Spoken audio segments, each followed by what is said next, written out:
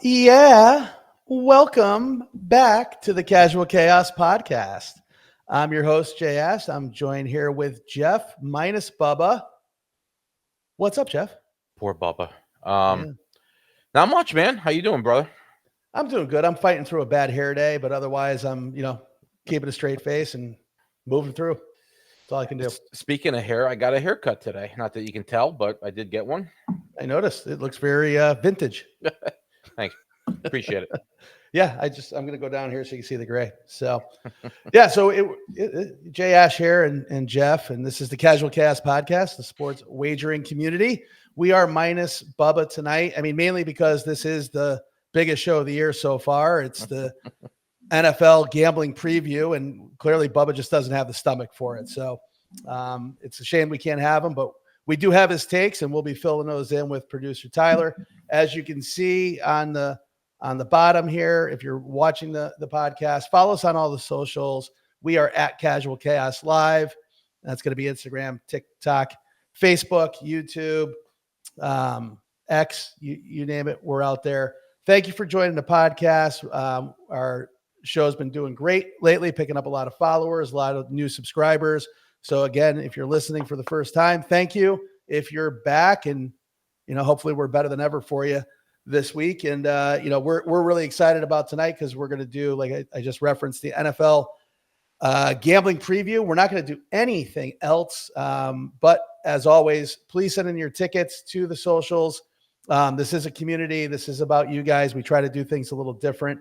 And speaking of a little different, if you are following us on the socials, you probably caught a quick teaser video over the weekend, like I referenced. We're going to get into this in full detail next week, in addition to instructions on how to find it. But just to let everybody know, we've been waiting for this a long time. It's really the origination of the podcast. We're going to be doing something come opening day, I should say opening Sunday of the NFL season. We're going to bring you guys content that's never been seen before, never been attempted before. And I'm saying that with utter confidence as someone who's watched sports on TV for decades. Just a quick concept, Casual Chaos Live will be happening on September 7th at 4:20 kickoff with the Lions v. Packers.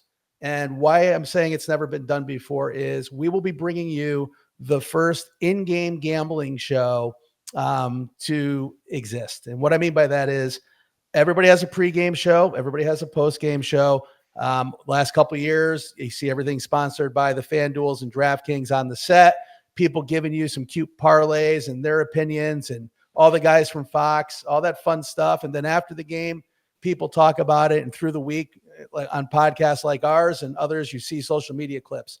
This will be the first time that you can engage with a community in real time about gambling on football games.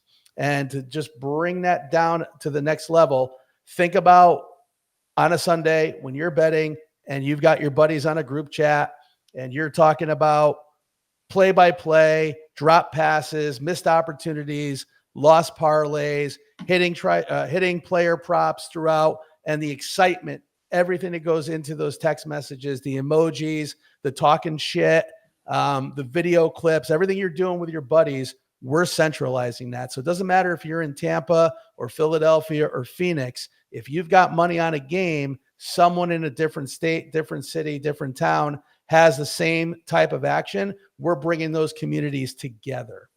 All right. So unlike watching a broadcast where it's, call it vertical or top down, announcer, analyst to you, we're going horizontal.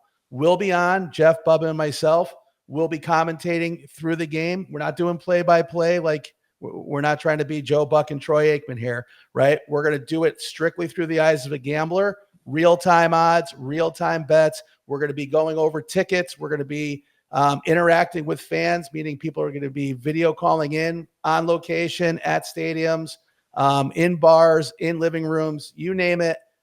We're kind of bringing the party to you. It's going to be the first in-game experience of its kind. It's going to be on YouTube Live. It's going to be on Twitch. It's going to be on our website, which drops next weekend as well. So we're really pumped about it. We'll get into much more detail. That was already longer than I thought I'd be plugging this. So we'll have a lot more detail. Follow us on socials. We'll be dropping Easter eggs along the way. And then the last thing before we get started in the first ever Casual Chaos NFL gambling preview. I mean, we have to congratulate the newly engaged couple of Tay Do we? and Do we and really? Kelsey. I think have we to? do. It's royalty. It's football royalty, isn't it? Jesus. Okay. Okay. Well, I'll tell you what. Half $550,000 engagement ring. She must be special. Must be nice. Must be nice. Yeah. Assuming we make it to a wedding, I think it's going to be big. What do you think? Actually, who knows, right? Maybe they'll do one of those run away to Hawaii and get married. It's possible. Yeah, it is. They're very private people. Good point. Fair point. Yep. All right. Well, enough about that. Hashtag Taylor Swift. Let's just jump right into it. What, Jeff? We need followers, buddy. I understand, but do we want that group of followers? I'm not sure. So, no offense, anybody. All press is good press. Okay. All right. Let's go. Let's get into it. All right. So we're gonna do quite a bit tonight. We're gonna run through AFC, NFC, but just to give everybody an outline what we're doing. We're going to start with division winners. We're going to pick the division winner for AFC, North, South, East, West. We're going to do the same in the NFC. We'll have some commentary along the way. This is all from a gambling standpoint too. So the exercise is, who do we like? And then more importantly, who would we bet on in this for the odds, et cetera. We're going to go over-unders for total wins for every team. And again, from a gambling standpoint, so we'll tell you the associated odds and a quick blurb of why we're going over or under. Then we're going to do who's making it to the playoffs, not based on their to make the playoff odds, but just the over under and why they're going to slide in there. And then we're going to do conference champs. We're going to do Super Bowl picks, and then we're going to get into some player futures from there. So strap in, everybody. Should be a good time. Let's get it done. Let's do it. All right. Producer Tyler, are we starting with a graphic, or how are we jumping into this? Yeah, let's just jump right in. We're going to start with the AFC. Okay. So we'll go with the AFC, and we'll go north, south, east, west for you guys following if you want to. These odds, they're just kind of a consensus odds from a bunch of different books. We use the Action Network. Shout out Action Network. Not a partner, but will be a partner at some point. So we'll start with the AFC North here. AFC North, we got the Ravens, Bengals, Steelers, and Browns for you guys. What do you guys like? What are you guys seeing from this division? Jeff, I'll let you go. You live in this division as a Steeler fan. Yeah. So, okay. So AFC North, I think, obviously based on these odds, the Ravens are a pretty big favorite. Okay. Me personally, if I'm going to throw some money on the division, I'm going to do it on the Bengals. You'll see later that I'm pretty big on Burrow and Chase having another huge year together. I'm a little worried about their defense, obviously, but the Ravens, I don't know. They always seem to lose some games that they shouldn't. They've had some injury, especially Lamar has had some injury issues in the past. I'd love to throw some money on the Steelers here, but I got to be realistic, right? So, if I was gonna throw some money on this division, it would be on Cincy. That's where I would go. What about you, Jack? So this is always my least favorite division to get into, unless Well, it's always a rock fight, right? That's it. It's not because I think it's bad football by any stretch. It's right. More that it's so competitive. Tomlin and Harbaugh, it's absolute wars. Guys that two of the longest tenured coaches. There's genuine animosity. The division doesn't like each other. The fan bases don't like each other, which makes it fun football. It makes it excruciating from a gambling standpoint week to week. Just because you Jedi mind trick yourself, Pittsburgh should lose this game, but they play the Ravens tough. So, and you kind of get caught up in it. I just think this year's a little bit different. I think the Browns defense is going to be solid again. I just don't trust the offense whatsoever. You scared me there for a second. I thought No, you were no, jeez. No, they traded Kenny Pickett. They might have got a half a game better. Right. I'm going to go with the Ravens. I don't typically like doing chalk in this situation. I hate laying the 165. We'll get into it with the over-unders a little bit. I worry about Burrow's health this year. I just don't think that offensive line is up to speed. I think the offense is dynamic. I think Chase Brown's going to have a killer year this year, like top 5 running back in the NFL year this year. And I just don't trust Rodgers at his age and what's going on there. Steelers will be competitive as always. They're just too well coached, too well run of an organization. But I'm going to lay the chalk on this one and go with the Ravens. All right. Yeah, and Bubba also had the Bengals. He just, if they stay healthy, and I think his notes here were with Hendrickson coming back, they hopefully will have some sort of defense. So that's kind of his notes there for the Bengals.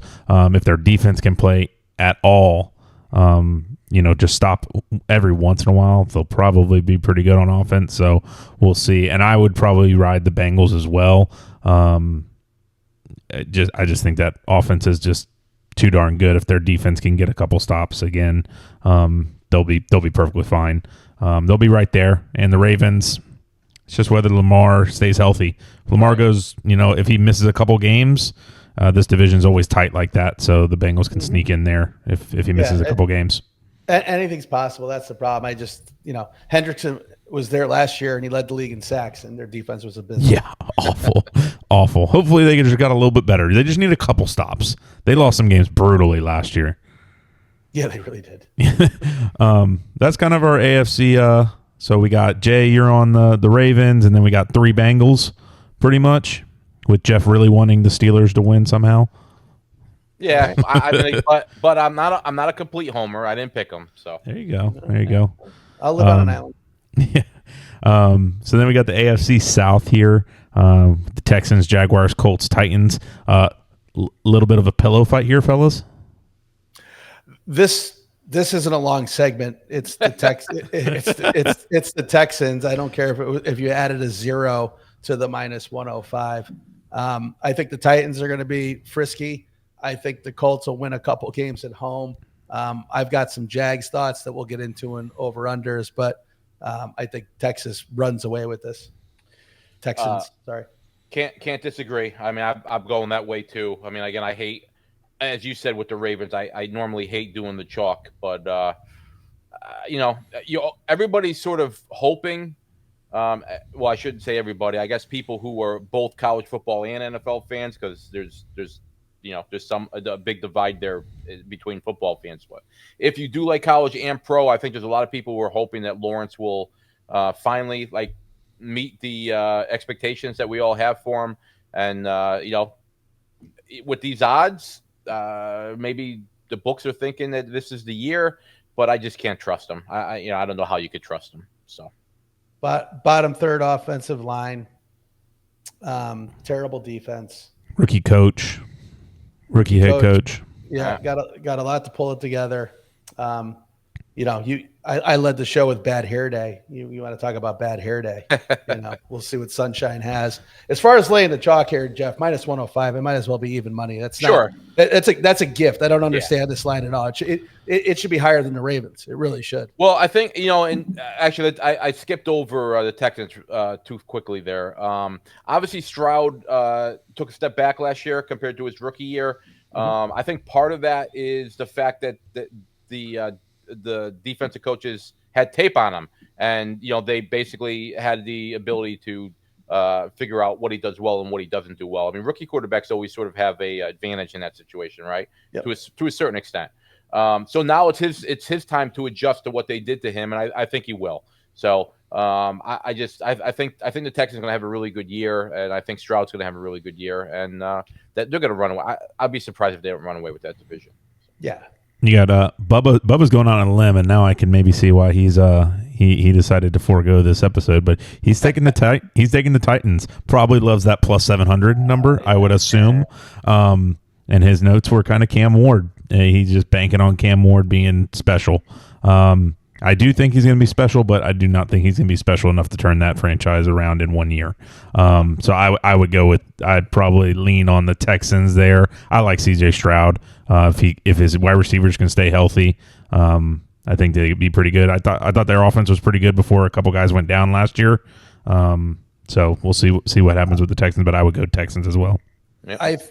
I think the quarterback for the Titans is a dog. I think he's gonna, he's a workaholic.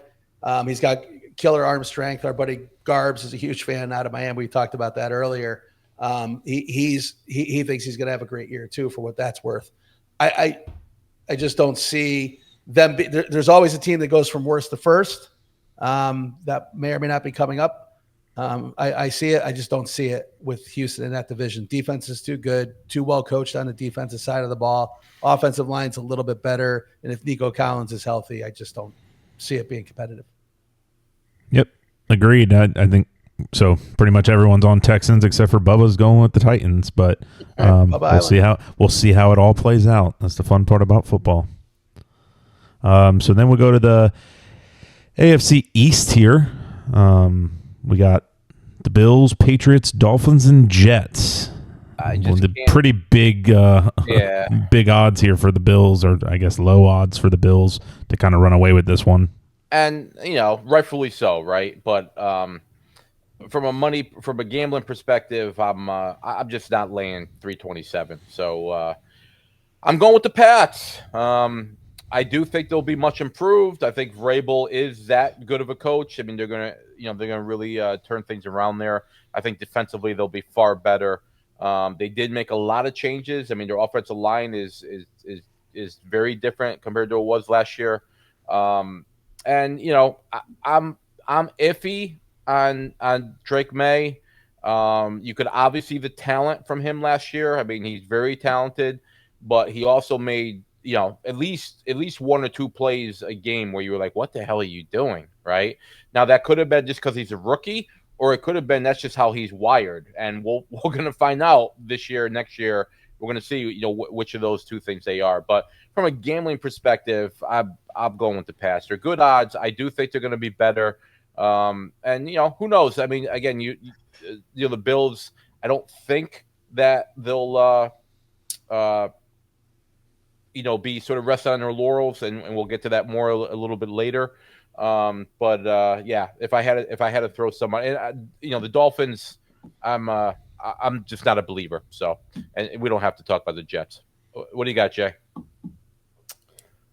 I think at the bottom of the division, it's the Dolphins. I think the Jets odds should be a little better than the Dolphins odds, to be honest with you. I think McDaniels is doing stunt double work for Mark Anthony later in the year, not coaching in the NFL. I think the Jets will be a little bit better. I think they got a better defense than Miami. Obviously, question marks at the quarterback position. New head coaching, new staff. Looking at their schedule, some winnable games, some catchable games. I just think Miami's got actually a pretty difficult schedule.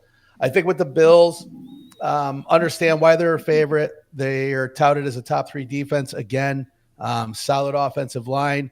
The thing with the offensive line is they haven't had a real injury in that line in almost 3 years. That's going to potentially catch up with them.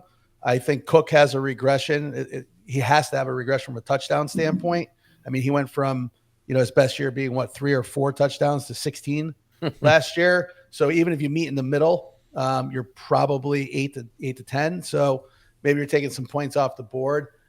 I hope it doesn't happen. I just worry about Allen. I mean, he's a beast. He's, somewhat indestructible, but he's had a little bit of a hand here, a little bit of an elbow there the last 2 years as well. And the back half of their schedule, if you really pay attention to it, it is far from easy. Now, schedules are misleading. They're based off of last year and projections. So who knows? But I'm going to be on the Pats as well. Plus 520, plus 524. I think that's your worst to first team. It's a complete overhaul, except for the quarterback. Henderson's electric. Vrabel is a system guy. He brings it with him. He's, he gets into the pits with these guys at practice. I think the culture catches on right away. I think them and the Bills are both around 10, 11 wins. So if that's the case, is there a tiebreaker or, what's the situation towards the end of the year? So I like the Pats to sneak it out. I mean, the thing with Vrabel, right, is no matter what you think of him as a coach, it's just an enormous upgrade over Mayo from last Huge. year, right? It's just so, yeah. So I mean, that's worth. That's worth 2 or 3. I mean, just that alone is worth 2 or 3 wins, right? So yeah. Listen, I heard Simmons talking about it to somebody the other day on a pod, and he pointed out that not only is the Pats coaching staff from last year gone, I don't know if anybody's in the league. Like they're not in football anymore. So historically bad coaching. So that's good enough for 4 or 5 wins. Let's see what happens with the schedule. And Bubba's riding with you guys. He's got the Patriots. His notes here, obviously love the coach. So Vrabel, huge change. Thinking with the heavy focus on the offense coming out of camp, he says he thinks that they're going to have the most points they've scored in a season since Brady Moss. So that's, I don't know where that's coming from. I guess he's just, I guess he must be a huge Cardi B fan or something. And thinking Stephon Diggs is just going to be the second coming of Randy Moss apparently later in his career. Yeah, I think the Bills are going to win the division, but I wouldn't, to your guys' point, put that money in. So I would probably lean Patriots as well. Dolphins, I don't trust Tua staying healthy, and even if Tua's out there, I think Tyreek Hill will be traded this year, so I think Dolphins will be the last place team, and who knows where Tyreek Hill goes, but I think the Bills are going to win that division still, with the Patriots making some progress, though. But that's our AFC East, and we will round it out with a very interesting division this year, I think, with the AFC West, with the Chiefs, Broncos, Chargers, and, I mean, we just probably won't talk about the Raiders, but the 3 top teams there are could make some noise. Yeah, the Raiders could make some noise. A new coach there, Pete Carroll and the gang, right? Yep. So, but who do you guys got here? I'll tell you right off the rip that Bubba's thinking Chargers. He likes Harbaugh, and he just thinks that they're going to take the steps. Herbert's going to make the right progress, and Jim Harbaugh will win himself the AFC West this year. That's Bubba's take. That's fair. Go ahead, Ash. You can take this one first. Best quarterback in football, best coach in football. I'll take the Chiefs. Fair logic. fair logic. I think it's if it's not the best division in football, it's probably the second best. I mean, or you can break it up either way you want. Raiders will be much improved. They'll get an identity. While they might have the personnel this year on defense, they'll play better defense. They got Crosby, who's a maniac, so at least they have at least one stud on that team. It was kind of a red flag getting rid of the D tackle, but we'll see what happens. Genty is, looks like in camp and in preseason, he's exactly what they wanted. He's the bell cow. And Gino's a competent quarterback, and he knows the system. So we'll see what happens. The Chargers and Broncos, I think, are, not to spoil the playoff segment, but they're both going to be in the playoff hunt all year long. Schedules are interesting. A lot of winnable games and a lot of close games when you really dive into it. I just don't see either of those two teams overcoming the Chiefs this year. I think the Chiefs are improved, and they've been to 2 of the last 3 Super Bowls, or 3 of the last 4 Super Bowls. And I think the offensive line is better. I think there'll be a little bit more continuity with the passing game, barring injury. Rice will come back. The 6-week suspension, if they can, manage that without him, he comes back with fresh legs off of an injury. Second half of the year, the defense is really, really good. So I like the Chiefs. So I really wanted to go Denver here. I'm very high in Denver this year. The Chiefs have a tough schedule. Rice missing the first 6 games. 4 or 5 of those games are big games. But like you said, Mahomes and Reed just sort of figure it out. Even if you don't see huge stats there, they the defense keeps games close enough, and when Mahomes gets the ball, at the end of the fourth quarter, he usually gets the win. So I'm going to go with the Chiefs too. Like I said, I am high on Denver this year. I think they're going to be really good. So I do think that's going to come down to the wire. I don't think the Chiefs will.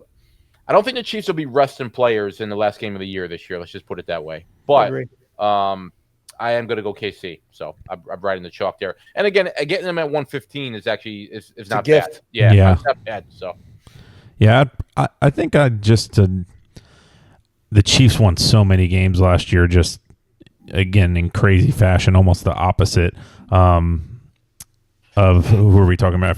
Forget even who we were talking about earlier. The Bengals.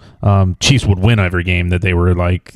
I mean, they had a couple like missed blocked field goals at the end of the games, and just crazy shit happening for them. So I do think there's a chance that the Broncos make some noise there. Even if the Chiefs, though, don't win that division, they're making the playoffs, and you don't want to see them in the first round, really. So, any way you slice it, if you're a Chiefs fan, you're going to make the playoffs. So it doesn't really matter if you win the division or not. You can go in anywhere and win. Yep. Yeah, and I think that's an excellent point with the amount of close games. The only thing I add there, Tyler, is in those situations, you typically have like the year Minnesota won 11 games? Completely different than that. Completely different. Because you're always like, wait a minute, Kirk Cousins did what? And, you're looking at the coach. And so it happens every year, right? Somebody wins a lot of close games. And flukes go. So what happens when the best coach and the best quarterback actually put it all together? Maybe the games aren't as competitive. So we'll see. The first two games, and we'll talk about it over-unders, but the first two games for them and the Chargers are both like, oh, okay, they could go 0-2. Yeah. Well, I know just from when the Bucs played the Chiefs in the Super Bowl and last year wanting the Eagles to win, I didn't think either one of those games was over until about halfway through the fourth, and they were ass kickings just because they get a stop. Chiefs score quick. You never know with these guys because they are that good. It's probably more lethal than the Tom Brady Patriot. Is my feeling. When I watch the games, I feel more dangerous. Patrick Mahomes is a dangerous motherfucker with that ball. And they're always gonna be schemed right. They're never gonna make any mental errors really. So they're always gonna be right there at the end of games. To your point, so they have more chances to win close games because they're in most games. Yep. Right. And this is actually, outside of Moss, right? Brady sort of had the same issue with Belichick. For whatever reason, they're not giving Mahomes the same type of weapons that he had 4 or 5 years ago, right? So the past couple of years, he hasn't had the type of receivers that he's used to. It's a reason why his numbers are down. But again, when it comes down to it, and Kelsey's getting older, getting married, probably put on weight now. But I still in Mahomes I trust, right? And it sounds like they finally got him a left tackle. So if they could actually protect him and he has a chance to stand back there and throw the ball, look out. So. Yep, I think we're all kind of in pretty much lockstep on that. Would love to somebody would challenge them a little bit, but until someone does, they are just what you want an NFL franchise to look like, just dominant. That's pretty much our AFC as far as our betting odds and who we would kind of put some money on, so we can jump into the NFC here if you guys are ready for it. I'm ready. Let's do it. So we got the NFC North here. I think very obviously would base off the odds. Shoot, you got the worst odds are the Bears at plus 550, but you got the Lions, Packers, Vikings, and Bears. Guys, what are you guys thinking here? I'm excited. Yeah, this fires me up. It does look like it's a good division. Might be the best division in football, right? At least on paper. So who knows? We'll see how it plays out. But I'm a little worried about Detroit, not from a talent perspective, but losing both coordinators is a problem, and losing obviously the OC is hopefully they're hoping not a big deal, but I have a feeling it's going to be a problem. Goff still isn't necessarily the most trusted guy in the world, even though he always seems to be sort of like a system type quarterback. He was with the Rams. He sort of has been with Detroit. So, I mean, just some red flags there. I'm not saying they're going to miss the playoffs or anything like that, but long story short, as much as I'm also not a huge believer in Love, I'm going with the Packers. Plus 220. I'm gonna hope that he stays healthy for a change. And usually when he's healthy, they win games. And I'm gonna go with Green Bay. Jay? QB rating 91.5, 67% completion percentage, 3,200 yards, 19 touchdowns to 8 interceptions. That was 2021. 2022, 99.3 QBR, 4,438 yards, 29 touchdowns, 7 interceptions. 2022. 2023, 67% completion percentage, 97.9 QBR, 4,575 yards, 30 touchdowns, 12 interceptions. 2024, 72.4% completion percentage, 111.8 QBR, 4,629 yards, 37 touchdowns, 12 interceptions. I don't know why people don't trust him. In a dome, guy doesn't lose, puts up numbers. I don't like losing 2 coordinators. I don't mind losing 2 coordinators when both replacements are from the same system. No changes, only play calling changes. Schematically, same teams. Dan Campbell, leader of men, right? To get these guys at plus 162 is a gift. I'm ecstatic about it. I can't wait to fire all over the place about it. I think Gibbs is going to have a Barkley-like season, mainly because he actually gets to play in the first quarter this year. He's been tabbed the starter. He literally played, I think, a total of 9 minutes in the first quarter last year. It was the David Montgomery show until he got hurt. I think with that coach going to the Bears, there's a lot of hype around the Bears, which makes sense. It'll make more sense in 2 years or 3 years than it will this year. Obviously, we might see Caleb come on late. I just think Gibbs is going to have a huge impact this year. He's going to run the ball. He's going to get a lot more. He's going to be a lot more involved in the passing game. They're already talking about lining him up at the slot. I think the defense will be healthy. It can't be any more hurt than it was last year. I think at one point in time, they had 13 guys on the IR. And Glenn was a good coach, but was he a great coordinator, Jeff? I don't know. So we're going to find out, right? If the defense was healthy last year in his system, right? Mm-hmm. So if Hutchinson comes back and the defense is healthy, I don't see how they don't win 11 or 12 games again. Now, I get nervous with Love. He's banged up already. He's banged up every year, right? He's a gamer, and LaFleur is clearly a great coach. You can pencil him in for 10 games. This year, I'm not as sure. I think there's a Jacobs regression. I think the receiver room's a mess. And I think they have a great defense, but I'll be interested to see. I think the Vikings have a lot of question marks at receiver. If they can get through the first 4 games without Addison or 3 games without Addison, the defense is going to be solid. I think it's a rock fight division. I just think Detroit wins more of the rock fights because they've got more weapons on both sides of the ball. So my only counterpoint to what you said is no counters. You laid out the stats from 21 through 24, right? For Goff. Well, Johnson was the passing coordinator in 21. He was the OC in 22 through 24. So again, my question is, what's Goff going to look like without Ben Johnson? And we're going to find out. Okay. So. Counter to your counter. Now we're getting in the fencing here. Pere. How many? Just look at the playoff game. Some of the play calling Johnson has, you're like, what the absolute fuck are you doing? It gets a little cute. He gets a little cute. Too cute, right? You need 3 yards. Give the ball to Gibbs. We don't need lateral screens and reverses, and we don't need to pull. We don't need to put Sewell at tight end so he can. You know what I mean? Like just crazy shit. It works. Don't get me wrong. But if you notice, his crazy plays worked when they already had a 21 point lead. When they were playing from behind, he ran gimmick plays. They did not work, right? The 4th down mentality comes from the head coach. It didn't come from him. So I'm bullish on the new kid. I think they've got a baked-in system. They got elite weapons. I think Jamison Williams is going to have a huge year. I'm on Rod's. You can lock him in for top 5 receptions. There's just too much to like.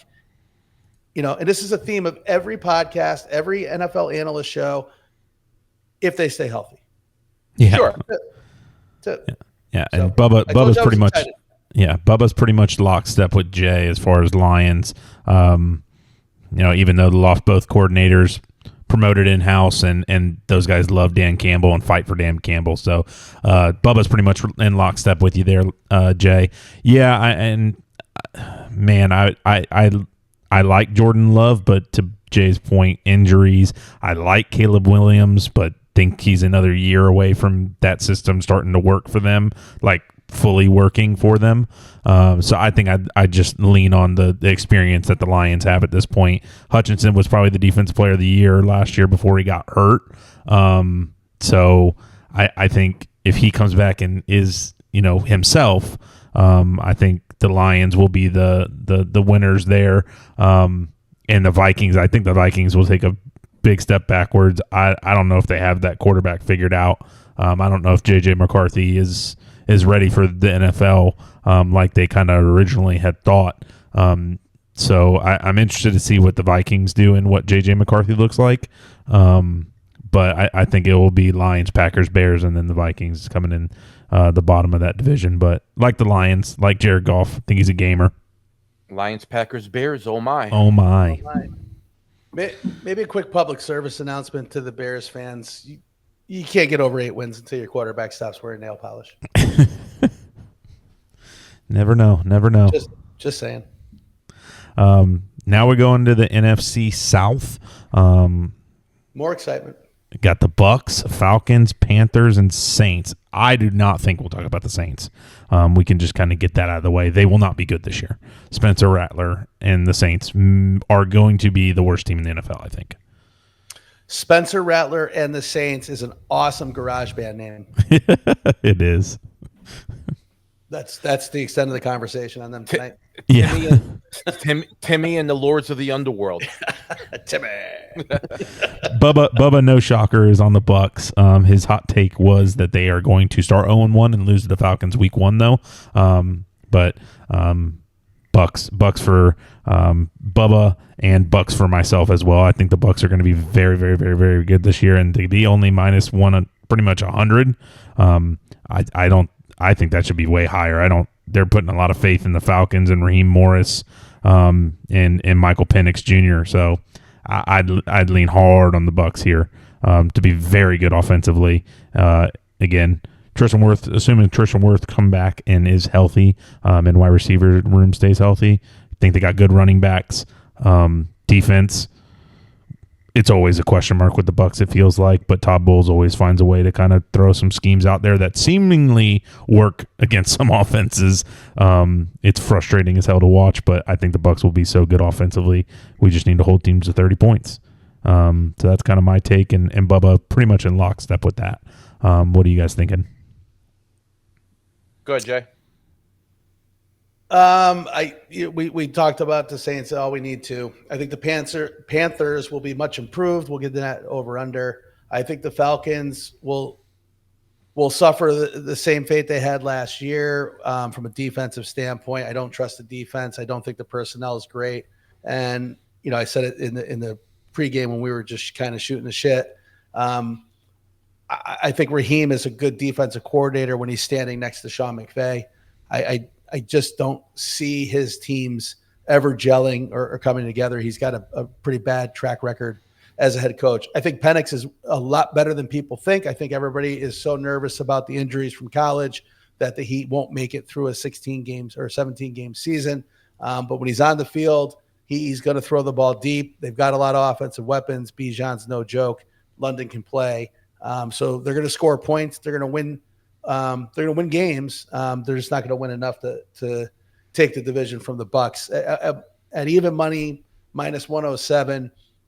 Again, this is a gift, just like the Texans, as far as I'm concerned. The cream of a weak division.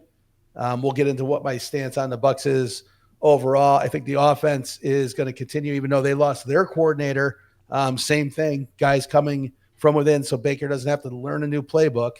This will be the first time since Baker, I think, was a sophomore in high school. He's got the same playbook to go off of. It's not necessarily a heroic last stand for Evans, but I think he's going to put up some great numbers. And I think I don't want to butcher his name, so Abuke is going to get people's attention nationally really quick if he hasn't already. I think he's going to have an electric year and put up some historic numbers as a rookie. So it's an easy call with the Bucs. And I will say one thing because Tyler brought him up. Bowles is good for one loss. Oh, for sure. He will lose a game for the Bucs this year. So. For sure. This is an easy one for me. There's not a lot to talk about. I'm going with Tampa Bay as well. Again, that number feels like a steal to me. I think they're going to have arguably the best receiving core in football. Assuming Baker continues playing the way he has the past couple of years, they should put up plenty of points. I expect, much like we talked about with the Texans, I just think Tampa's going to run away with that division. So yeah, that's easy for me. Yeah, I think Bucky will be a big fantasy football. Whoever drafts Bucky will have a good running back there. I don't know if he's necessarily like first round running back, but in fantasy drafts. But I think Bucky Irvin. I think our running back room's sneaky good too this year. So I think Bucky's going to have a big year this year. Yeah, that's the tricky thing, Tyler. Right? When you live here, you got to overpay, or you got to jump up rounds to get Bucs players because everybody's hot on for sure. The market gets slanted a little bit. Mm-hmm. So that's kind of the NFC South. We'll go over to the NFC East. Another good one. Super Bowl champs. And you had the NFC championship game here just within the division. You got the Eagles, Commanders, Cowboys, and Giants. I will tell you that the Bubba is on the Cowboys this year. He said they're going to shock the world, and even starting in week 1, they are going to decimate the Eagles. Bubba... decimate. I didn't even know Bubba knew that kind of word. He must have had ChatGPT do this or something. 100% an AI intern. But he's going with the Cowboys to win the division in the NFC East. What's your guys' take on that, Jay, as a Cowboys fan? Go, Jay. They're not decimating the Eagles in week 1. If you told me they snuck out a win, okay. Listen, we'll get into it a lot deeper and over under wins. I looked at this 1,000 different ways. If Dak's healthy and the offensive line is healthy, the wide receivers are going to feast, and that's going to be great. The running back room is a disaster, to say the least. There's no upside unless you're saying Jaden Blue can catch passes out of the backfield. But there's no one on that team that's going to carry the ball for over 3 yards a carry. The defense without Parsons, the two best players, I can't pronounce their names. Diggs is coming back off of yet another injury. I don't trust the defense at all. It's very much, this is the NFC's version of Cincinnati. These are, if you put Cincinnati and Dallas in different uniforms, they might be the same team this year. Save for the running back in Cincinnati is actually really good. I don't see it. I don't see him winning it. I love the plus 637. Normally my homer instinct would be to put some money on it, but no, I'm just going to ride the chalk with the Eagles. Barring injury, just top to bottom. It's top 5 offensive line, top 5 defensive line. The defense is really good. The offense is really good, and they're defending Super Bowl champs. Is Barkley going to have the same year? No, doesn't have to. So, yeah. And, oh, by the way, Schottenheimer's the head coach of the Cowboys. What are we doing? So, and we can clip that so people can get all over me. I'm a Cowboy fan. I don't like anything that's going on down there. The only thing Jerry cares about is the Netflix show and the ratings right now. That's it.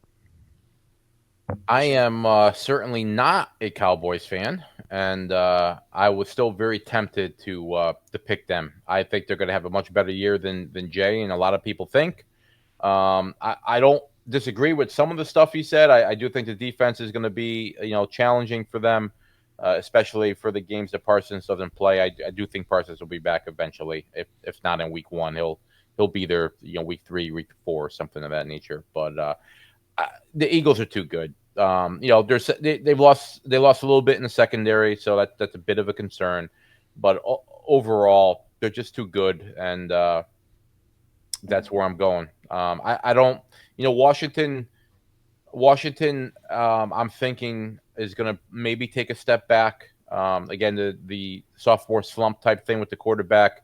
Now that the defense coordinators had a chance to sort of watch the tape and figure out maybe a new plan regarding their offense. So I'm gonna go with Philly, and I'm gonna ride Philly a long way, as we'll see as we move along here. But like I said, I was tempted with Dallas, but it's just too hard. Much like Tampa, right? It's just too hard not to pick Philly in this division. So that's where I'm going. Yeah, with you guys, I'd go Eagles. I mean, again, kind of like what we talked about with a couple of these, minus 145 seems like it's pretty good odds for the Eagles, being that they were damn good last year, and I think they'll only get better. So I like the Eagles. Their defense is kind of a question mark a little bit, but their offense is pretty damn good. So I like the Eagles this year in that division as well. I don't think a lot of times these teams have the old Super Bowl slump, right? Sure. Super Bowl slump. They sort of went through that. A lot of the guys are still on the team that went through it from a couple years ago, where they went to the Super Bowl and lost, and then they started out really well the year following that, and then it was just a disaster after that, right? So I think a lot of the guys still remember that. I think they're going to be primed and ready to go this year, and I think they're going to have a really good record again. So their GM's too good. He reloads in positions people aren't even thinking about.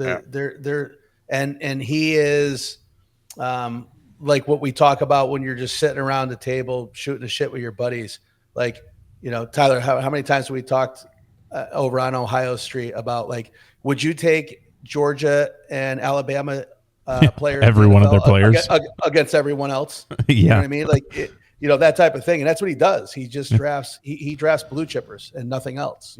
So I don't know. Listen, I do reserve the right as a Cowboy fan to, if they're for some reason 6-2, to talk all kinds of shit on the podcast, like I told you so. So I reserve that right, but I'll take the Eagles. Yeah, it'd be interesting how quickly the Philadelphia fans turn on Sirianni and want him out after even winning the Super Bowl. If they start 4-3, they'll probably want his head on a spike. Quick. Yeah, very it's crazy. I mean, the truth of the matter is they're not 100% sold on Hurts either, to be honest with you. Which seems crazy to me. Yeah, so they'll turn on him on a dime as well, but yeah. So anyway, it's not going to be Philly's going to be good this year. Again, with the caveat, right? As long as the quarterback stays healthy, of course, right? So but Saquon's got to stay healthy too, probably, but yeah. And I think he's going to, and unlike Jay, I think he's going to have another monster year. So hang on, I didn't say he's going to not have a monster year. He's not going to have a record-setting year again. Fair enough. He could run for 2,000 yards, and it'd be a down year for him. Yeah. Historically, no one. He put up numbers last year that no one's ever put up, right? And every year that happens, with the exception of Terrell Davis, no one goes back-to-back 2,000 yards, right? So if he has 1,700 yards and only 10 touchdowns, it's an unbelievable year. It just isn't last year. Mm-hmm. Fair enough. So and he had a lot of touches last year. What did your body, obviously he had the offseason to recover, but a lot of touches. Can you get that many touches again without getting hurt? So a lot of touches though where he didn't get touched until 6 or 7 yards down. Fair point. Fair point. Well, it happens when you're running behind I mean, it's like the Cowboys. It's like the Cowboys' offensive line back in the day with Emmett. Yeah. Well, that's where we're going with the NFC East, so we can round it out. interesting division here with the NFC West. We got the 49ers, the Rams, and the clone Matt Stafford, and then Cardinals and Seahawks. What are you guys thinking with this division? Clone Matt Stafford. I like it. Yeah, yeah. Well done, sir. All right, so I'm going with the Niners. Talk about injuries, right? They had probably the worst luck of any team in the NFL last year, and they're already not necessarily starting off in the best spot this year. I mean, they've already had a couple injuries with the wide receivers, but I'm going with the Niners. I don't think Stafford will stay healthy all year. Again, knock on wood, I'm not rooting for any of this stuff, right? I hope he does stay healthy, but I'm going 49ers. Great coach, good quarterback for that system, and I think again, this is sort of going out on a limb too. I actually think McCaffrey is going to stay healthy this year, so for the most part anyway. So I'm going San Fran plus 160. All right. If we did this podcast a month ago, I literally would have a completely different outlook on where I was going with this, like literally top to bottom. I don't disagree with anything you just said, Jeff, and I'll actually reinforce it. Even if McCaffrey does get hurt, picking up Brian Robinson Jr., unlike every other back they've ever had behind McCaffrey, who seems to get hurt the minute they step on the field. I like players who get shot and then show up a couple weeks later and play football. And they got two of one on that offense now. Right. Pearsall and him. Right. So, it's the NRA's favorite team, right? Yeah. So anyway, I just think if you sub in Robinson, it gives them a dimension they never had. I love him. I just like, A, I like Alabama running backs. B, I've always liked that kid. I think he runs hard. I think he didn't get the touches he deserved in Washington, but when he did, he lit it up. So it's going to be interesting. Warner played on a broken leg last year, a broken ankle the entire season last year, and was still an all-pro linebacker. So I don't see that changing. I think the wide receiver room's a little thin to start. The big thing for me is, and Tyler joked about it, the clone of Matthew Stafford. I would have taken the Rams to win this division a month ago, but what's going on? The whole Stafford thing, internet rumors aside, the reality is he's an older quarterback. He's got a bad back. He's got 11 kids. I'm joking, but he's got close to a dozen. He's got a lot going on, and I just don't see how you're approaching 40 with multiple back injuries and fusion, and people are literally saying like the guy died. Like, it's crazy stuff. It's not even fodder anymore. It's like, can this guy walk out on the field? When he plays and he's upright, he's elite. But man, I don't trust it. I think there's a regression on the defensive side of the ball. Even though I think they're going to have a decent defense. I think Arizona's legit good this year. I think the coach is legit. I think he's building a culture. And Kyler is going to be, set the over-under at 1.5 games that Kyler loses because he's playing a video game, figuratively and literally. So we'll see what happens there. But I think they're going to be much improved. I got the Seahawks winning the division at plus 500. Okay. They were a 10-win team last year. Everybody forgets they were in the driver's seat, and the wheels literally just came off. They had the worst offensive line in football last year. They had injuries in the backfield, which you're going to get hurt when you don't have an offensive line. But people forget how good the defense was and kept them in ball games. The head coach is a defensive coordinator. He brought in a system. I think they get better.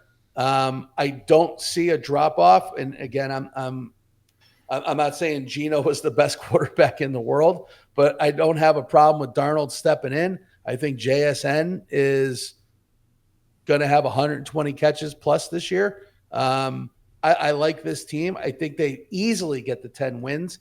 I think this is the first year that McVay only wins maybe one game in division. That's the difference.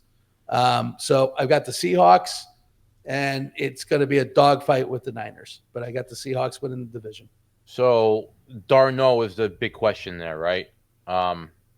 Is he what we saw in the first 15 games or 16 games of last year, or is it what we saw in the everything before those 16 games and then the last 2 games of last year?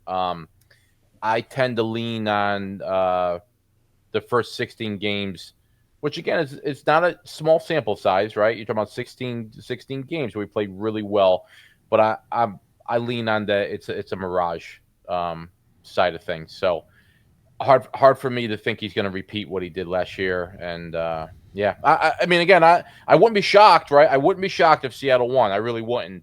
But I just don't trust them. I don't trust them. So okay, counter, as you would say, counter. They brought in Kubiak to do what? Run the ball, zone scheme. Sure, improve the offensive line. Drafted a maniac guard, right? So he's not gonna. It's not like he's gonna throw the ball 600 times this year. It's gonna be a run first offense. Win games with defense. Don't fucking turn the ball over. To your point, Sam Darnold historically sees ghosts. He went to the school of Shanahan. He went to the school of the names escaped me in Minnesota. O'Connell, sorry. And listen, I think he's much improved. He won 14 games on the team last year. Can he win 11? 11 wins the division. I like the plus 500. I have no problem with the Niners pick. If we're sitting here at the end of the year and the Niners won a division, cool. And if the Seahawks are in last place, okay. It's the oddest division I think that we've looked at, right? It could go I think it could go almost anywhere. So yeah, Bubba's riding with you here, Jay. He's got the Seahawks. God damn it. Defense will be strong, and he likes the value. And by the way, they got Cooper Kupp. We didn't even mention the name of Cooper Kupp, Triple Crown winner. They got the ghost of Cooper Kupp. But. You never know. What a guy can do in a new scene. Come to the light, Cooper. And he's not going to be. It's going to be. He's got JSN to Jay's point with him there. So I like the Seahawks. This is a tough division, man. Just to be different, I'll go with the Rams. I'll go with the clone Matt Stafford's got a bionic arm and fused back and all that, and they win some games. So I'll go with the Rams just because I think that pretty much makes us all have somebody in that division. But I like the Rams. I like Matt Stafford. I think Matt Stafford's Hall of Famer. And another really good coach, right? I mean, that was absolutely that was part of the reason why I'm riding the 49ers. But McVay's obviously no joke. Yeah, good coach division. Yeah, and I'll throw. Listen, we're going to talk over unders here in a second, but when I say I'm not as high on the Rams, and I thought the Rams were going to win the division, I still think they have a winning record. Right? I just don't think they're going to win the division, and I wish we had a lot more, a much larger audience where we can get aggregated, because I would love to get this clip out.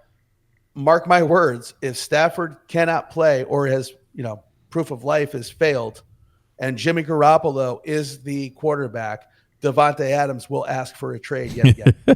He can't get away from that guy. He can't get away from him. He's the only one that doesn't think Jimmy's handsome. Yeah. Hates him. Thinks he's trying to kill him. Yeah. He's going to poison him with his Taco Bell. Taco Bell in his house. So that's all of our divisions. We pretty much rattle them off there, guys. Where do we want to go next? We want to go over-unders for total wins? Yeah. Over-under. Lightning all round. All right. Let's. I'll rip them off here. I'll give you the team and the over-unders. You guys give me your thoughts. I don't got anything for Bubba, so it's just pretty much you two, and I'll give my thoughts if I got them. We'll start here with the Carolina Panthers. I know we mentioned it a little bit. The over-under is 6.5. 6.5 wins. Do we think the Panthers are getting 7, guys?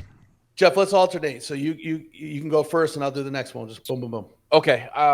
I don't have a lot to say about Carolina. I'm taking the under. I do think they're going to be slightly improved from last year, but I'm taking the under there.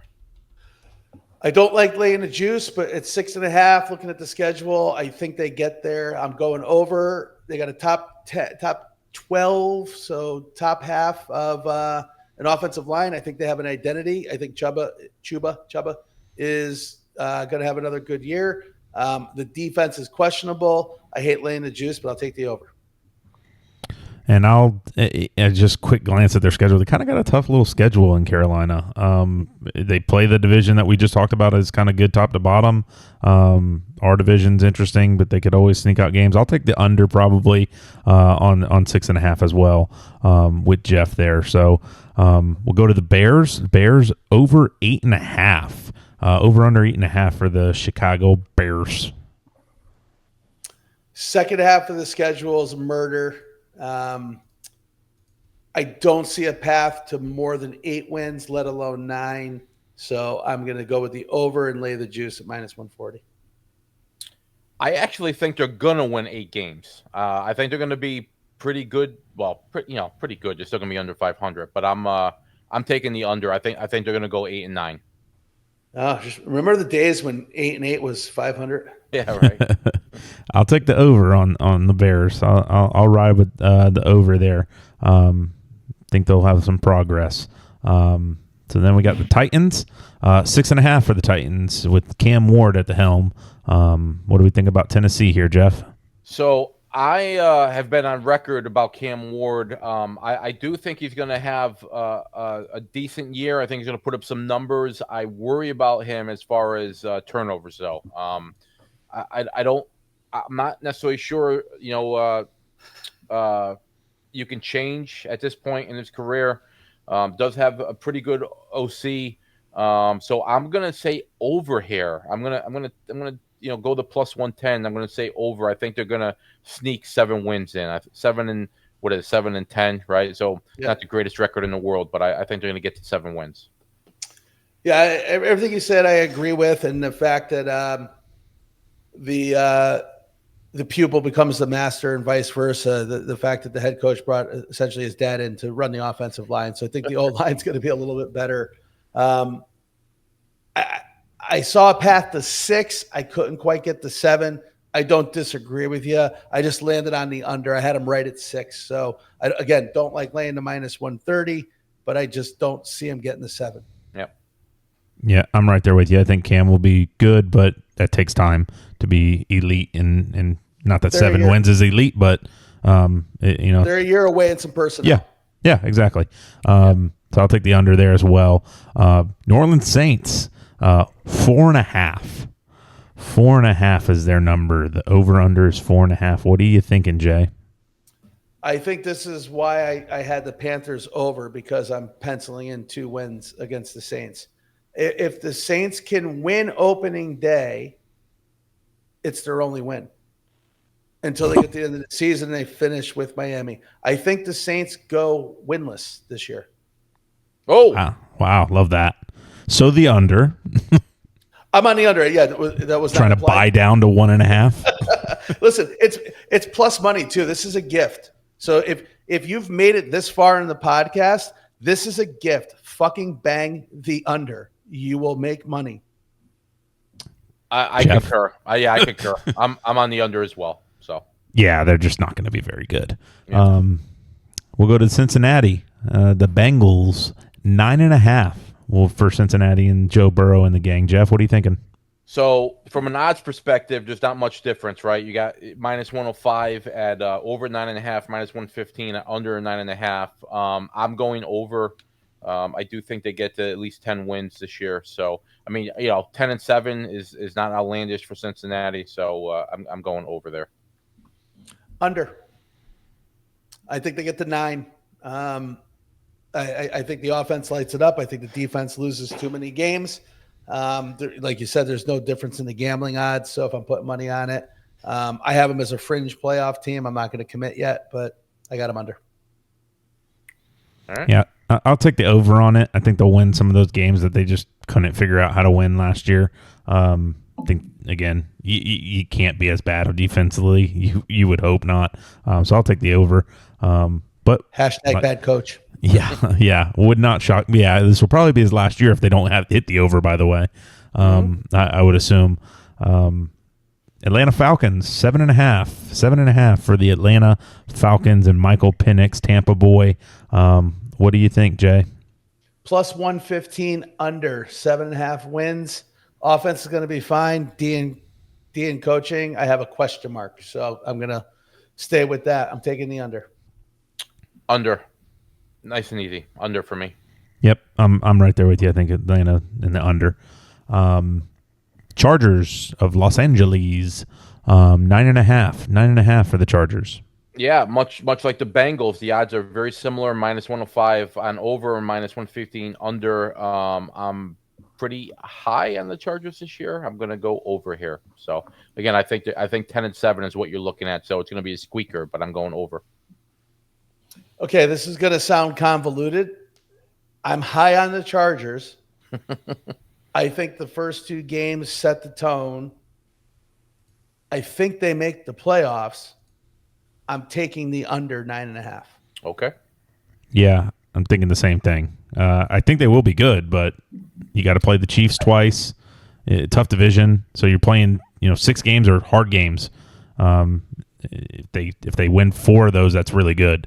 So I'll take the under. The under's plus 110. I think 9 games gets you into the playoffs in the AFC. So that was the logic. If they go 2-0 versus, again, I didn't pencil them in 0-2. I actually had them 1-1 in the first 2 games. But if they go 2-0, maybe they can get to 10 wins. Otherwise, I just think it's a challenge. We got the Jets of New York. New York Jets, 6.5 is the over-under. What are you thinking here, guys? Who's up? You are. You are. They beat Atlanta. They beat Miami. They beat New Orleans. They beat Jacksonville. They beat Carolina. They beat the Browns. They beat Cincinnati. 7 wins. I take the over. Plus 120. Ooh. What do you got? Top that, Jeff. Yeah, I'm going over too. It's weird because you and I have not talked about any of this stuff, so we seem to be lockstep on a lot of these teams. But I'm going over as well. I like the We've met each other before. Yeah, that's true. But I like the plus 120 there, and I do think Fields learned a few things in Pittsburgh, right? I mean, one of the biggest knocks on him was he was sort of a turnover machine, which he did not do in Pittsburgh in the 6 games that he played for them last year. I think he'll carry that with him, and I do think they're going to have a pretty good defense, and I think they could sneak out 7 wins. I'm going over. I like it. Yeah, I'll take the under on the Jets. I'm not crazy about Fields. Now he gets his legs going. He can run with the best of them, but I'm just not crazy. And the coach is kind of a coin flip, right? We don't really know what that looks like for him. Right. So I'll take the under on the rookie coach and a question mark quarterback. He's the vaunted defensive coordinator for the Lions we were discussing. Yeah. I heard on a fantasy pod the other day. It was actually it was a pretty funny quote. The thing with Fields from a fantasy perspective: do not watch a single second or snap of the game. No. Just look at the points afterwards when he runs for touchdowns in the fourth quarter. Yeah. He'll have 60, 70 yards on the ground and throw for 200, maybe. Well, for Squatty's sake, hopefully the over comes in. Yeah. The Packers, Green Bay Packers, we got 9.5. How much are you loving love here, Jeff? I'm going over. I do think Green Bay's going to have a pretty good year. As I talked about earlier, I do think Love is going to figure out a way to stay healthy for the most part. So I'm going, even though it's -125, which I don't necessarily love. I'm no pun intended there. I'm going over. People love me some Love. My notes: Love injured again. Too many good coaches playing against. I looked at the schedule. They actually have a pretty tough schedule. Yeah. The division's going to be brutal, but their out-of-conference schedule is pretty tough. I do think Love misses some time this year. Like I said, normally you'd pencil LaFleur in for 10 wins. I don't think they get there this year. I'm going to take the plus 105 odds and go under 9.5. And I will take the under as well.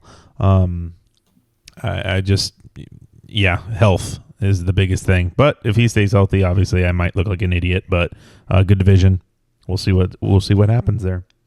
Then we got the Miami Dolphins. We've kind of talked about them a little bit.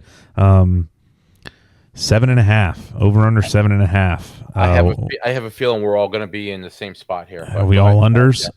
We all unders here? Well, we're all unders, but my notes say violently under. So I got I said 4 to 5 wins maybe, so I'll take the under 7.5 and lay the minus 115 there. There's no way you can get me over. I'm with you. I mean, look, when the QB is healthy, him and the coach, wins. They win, right? Mhm. But I just I'm under 2. I just don't think he's going to play enough games. So Chain's hurt. Tyler already said Tyreek Hill might get traded. The backup scenario is not. There is no backup running back. The running back room is decimated. I just don't see it. And the defense, I with the exception of Minka that just got traded, I couldn't name another player. Mm-hmm. Yep, under as well. We got the Buffalo Bills, the highest over-under win total, 12.5. 12.5 for the Buffalo Bills. What are we thinking here, guys? That's a big number. I'm going under here. It's minus 150, right? So that tells you that they think a lot of people are going to go under, but I think 12-5 is basically what we're going to see from Buffalo. So I'm going under. It's interesting that it's juiced so much. They wanted to defer the action, right? Eventually, at some point in time, you got to look at that and say, huh? Yeah. At 12.5, it should be a positive juice to get people to go over. That's a lot of wins. It's a lot of wins. So I don't see him getting to 12 wins, let alone 12.5 or 13, depending on what lines you're looking at. I'll lay the juice and I'll take the under. And like I said, I think they cap out at 10 wins. Yeah, right? I'm right there with you. 13 wins is a lot of wins. It is. And we think, one of the teams in the division is going to be much, much better than they were last year. So, yeah, that's a lot of wins. And even I love Josh Allen, but 13's a lot. Go to Denver. Sean Payton and Bo Nix. What are we thinking here, guys? It's 9.5. Do we think they're going to get to double-digit wins this year? I know we talked a little bit about them. We're kind of high on them. What are we thinking here? Stop me if you heard this before. Barring injury, they get to 10 to 12 wins. So I'm going over minus 140. I'm over. I'm very high in Denver. I'm over. Yep, I'm right there with you guys. I like Denver this year. Sean Payton knows how to win ball games as well, especially regular season games. Indianapolis Colts, over 7.5. Do we trust Danny Dimes to get 8 wins this year for the old Indianapolis Colts? Jeff? I don't. I'm again. No. I don't. Yeah, I don't love laying the 130, but I'm going under here too. So lay the 130. Lucky to get the 6 wins. They're very lucky they get to play the Jags and the Titans twice. Yep, I'll take the under as well. That number seems high to me, but I guess a kind of a so-so division, so they're kind of giving them love, I guess maybe. So Cleveland Browns. Over under 4.5. 4.5 for the Cleveland Browns here. That's a good number for them. Yeah. I'm not violently under here. I'm passive aggressively under. But I will take the under at plus 120 odds. Defense keeps them in games. Flacco gets hurt at some point. I just don't like what I see on the offense. I'm going to take the over. I mean, and only because I think they're going to literally win 5 games. I think that's what they're going to do. But I'm going to take the over. I think they'll probably beat Pittsburgh once. They'll probably beat Cincinnati once, and then they'll figure out a way to win 3 more games over the year. So schedule stuff. Yeah. I think they might start 2-1. They're going to lose right off the jump to the Bills, but they might beat the Dolphins. Dolphins were not that we're super high on them. Oh, do they? Oh, I'm looking at the standings. I was looking at the standings. That's my bad, guys. Don't know why they would put that there. Yeah, so scratch that. Who knows what the Browns are going to do? I'll take the over though. 5 wins. I think Flacco can get you 2 or 3, and then if he gets hurt, maybe Shador comes in and lights it up a game or so. We're not quite there yet. We're wins, but you never know. I'll take the over just to be fun. Quick disclaimer. For those listening that are involved in survivor leagues, I think 57% of all for survivor leagues last year lost week 1 when the Patriots beat the Bengals and then proceeded to shit the bed the rest of the season and be one of the worst teams in football. This is setting up the same way. Do yourself a favor if you've already locked the Bengals in against the Browns, take that out, find another team. Don't do it to yourself again. Learn from your mistakes. Kansas public City. service announcement. Yeah, a little PSA.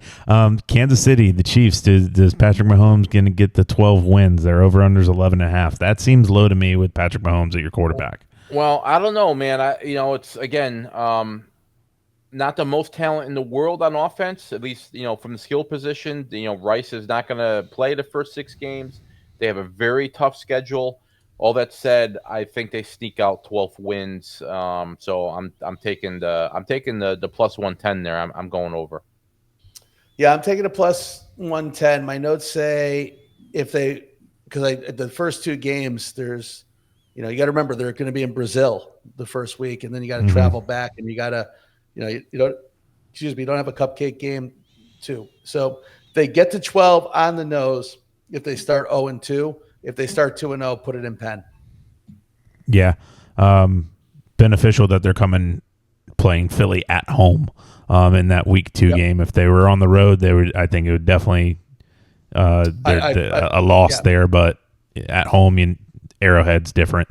I'll take the over with the Chiefs till they prove me otherwise, it feels like. The Swifties will be out in full force. Oh yes. They have God and Taylor Swift on their side. Some would say the same person. Los Angeles Rams 9.5 with Mr. Matt Stafford at the helm, maybe, or Jimmy G. What are we thinking here? I think it's Jay. Oh, me? Okay. Stafford science. Top. I have Stafford ? Top 1 to 3 coaches in football. Just a brutal division. I'm going under at plus 120. And keep in mind, folks, if anybody wants to come at us here, under means they can win 9 games. Yeah. So I'm going to take the plus odds there. I'm right there with you. I think 9 wins is about right for them, and I like the plus 120. So I'm going under as well. Because I took them to win the division, I will take the over. And not that I guess they couldn't win the division with 9 wins, but I don't think they would. So I'll take the over on the Rams there. Matt Stafford coming in fully healthy. Cyborg Matt Stafford. Jalen Hurts and the boys, the Philadelphia Eagles, 11.5 for the Philadelphia Eagles. Do we think they're going to have a Super Bowl hangover? To Jeff's point, Jeff, what do you think? I do not think they'll have a hangover, but I do think they're going to win exactly 11 games. So minus 150, which means they're sort of pushing people to take the over here, but I'm going to take the under. 11-6 sounds about right for the Eagles. I looked at this a bunch of different ways, and the plus 125 kept calling my name. The way I have it written out is if they can get to the bye at 6-2, they get the 12 wins. Mm-hmm. If they go to the bye at 5-3, I'm beat. So that's my logic. I'll lay the 125. I'll take the over. Man, this is a tough one for me. I'll take the over. I think they're just a good football team, top to bottom. I'll take the over with the plus money as well. Seahawks. Hashtag barring injury. Yep, of course. Seattle Seahawks, 8.5. 8.5 for Sam Darnold and the fellas in Seattle. Jay, thoughts? Have them winning the division. Got to 10 last year. Brought in a running back coach or a running back scheming coach. Another year in a defensive scheme. Moderate improvement on the offensive line. 8.5 seems like a layup, and it's even money. I'm going under. I'm not as high on them as you guys are, so I'm taking. I don't even know if personally I don't even know if they're going to get to 8 wins this year. So I'm going under. Water bet. I'll take the over. I like Sam Darnold. So we'll go with the over there. The Buccaneers of Tampa Bay. Do we think Baker Mayfield and Mike Evans can get to 10 wins this year? Their over under is 9.5 for the Bucs. I'm taking the over. The division is weak. Like I said earlier, I think offensively they're going to be very good again. I mean, they were last year. I think they're going to be again. So I'm taking the over here. The Bucs? Yep. Oh, yeah. I mean, I see 11 wins at a path to 12. So yeah. it sounds a little homery, but I don't think there's any scenario where they don't get the 10. So I'll lay the juice. Yeah, I'll take the over as well. I do think they always find a way, to Jay's point, to lose one or two games into the division that they probably shouldn't lose. Especially if we're playing like a backup quarterback, it always seems to work that way. I think we lost to like Carolina Panthers 3 years in a row with a backup quarterback. Todd Bowles will get us one loss probably, to Jay's point, but I think we get to 10. Arizona Cardinals 8.5. 8.5 for the Cardinals and Kyler Murray. Call of Duty doesn't come out until late November this year, just a note. Okay. So that means he's got a little bit more time in the season to get some W's. What are we thinking? Does it get to 9? I've got the over, laying the juice at -125. I think they actually have a path to 10 if all things fall right, but they just need to get to 9 for the cover here. So I'm going to go with the over. I'm going under. I like the plus 115. I'm not as high on Murray as you, although I know you're not that high on him, but I'm not as high on him as you are. So I'm taking the under here. I just think it's another slog of a season for these guys. I mean, he'll look fantastic for 1 or 2 games, and then he'll look like he never played football for another 2 games. So I'm taking the under. I'll go with the over. They should start 2-0 theoretically. You play New Orleans on the road and you play Carolina. So theoretically you should start 2-0 in those games. So you got to get 7 wins otherwise the rest of the season, the rest of the way. I think they will be good. Again, Kyler just you can't run around like it's Madden back there, but I think they'll get the over there with 9 wins with Carolina or with Arizona. And then you got San Francisco, the 49ers. Did they get 11 wins? We got 10.5. 10.5 it's pretty much even money kind of looking at it, but do they get to 11? I like them to win the division, as I said earlier, but I think 10-7 sounds about right, so I'm going under with San Fran. So I went a different way with this, and even though I don't have them winning a division, I still have them going over. And the reason why, looking at the schedule, I think they go undefeated after the bye. They have a late bye week, and I think they run the table on the last games. I'll take the under. Just 11 seems like a lot, but I guess it's really not. But yeah, I like Jeff's call, 10-7. Win the division potentially, still at that number. So I'll take the under as well. Minnesota Vikings, 9.5. 9.5 for J.J. McCarthy and Kevin O'Connell. Do we think that the rookie can come out and get to double-digit wins pretty much year one? You're up, Jay.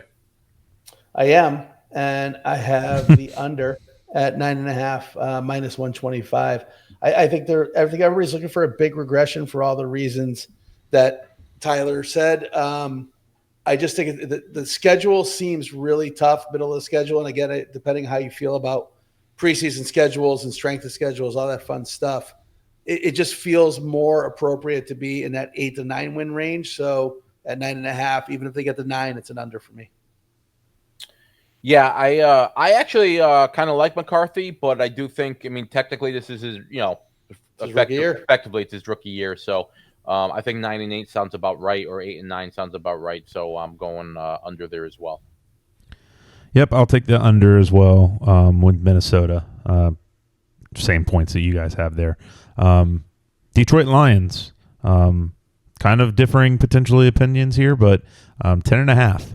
Over-under's 10.5. What are we thinking here? Jared Goff and the boys. I think I know where Jay's going to go.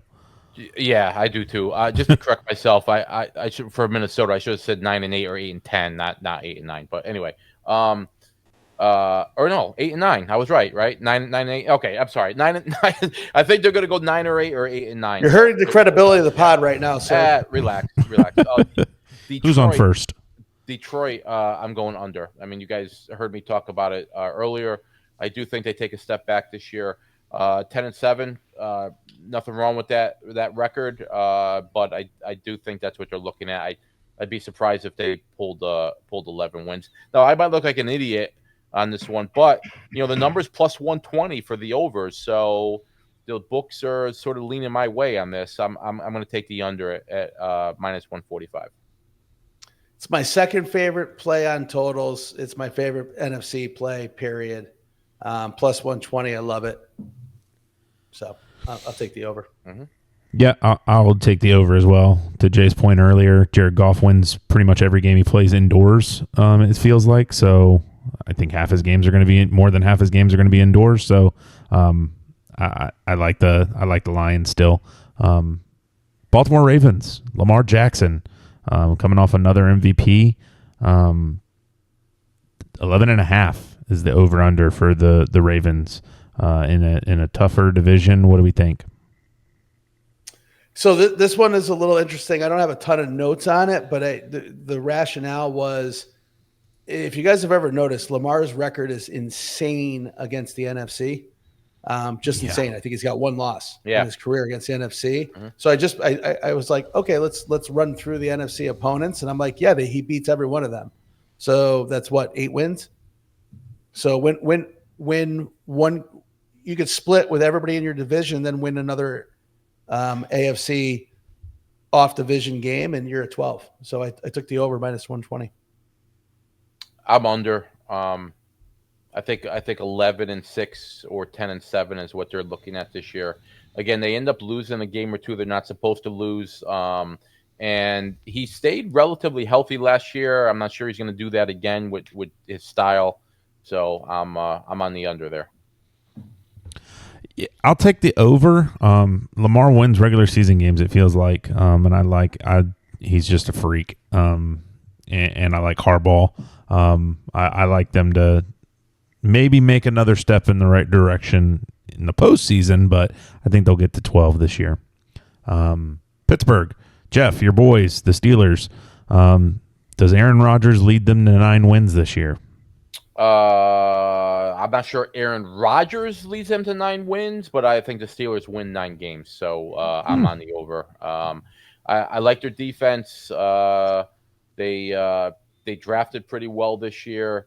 I do think Rodgers is going to play better than people expected. I just don't know how healthy he's going to be. To that end, though, I think Rudolph is a pretty solid backup quarterback. I wouldn't want him playing 17 games for me if I owned the team, but if he ends up playing 3 or 4 during the year, I think he's more than good enough to win some games with the way that they play, right? Defense, running the ball, some deep balls. That's basically the same formula they've been using since Roethlisberger retired. So I like the 9. And again, sooner or later, I was going to say sooner or later Tomlin's not going to have a winning season, but that's not necessarily true. He might go his whole career, winning 9, 10, 11 games every year. So I think this is the year that he keeps that streak going, and I'm over 8.5. Just get the 9. That's it. I'll take the over minus 125. And until he doesn't go 500 or better, I'll keep taking the over. Yep.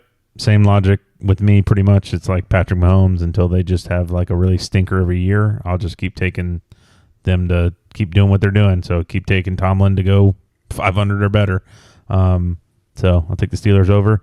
Houston Texans, 9.5. 9.5 for CJ Stroud and the fellas down in Houston.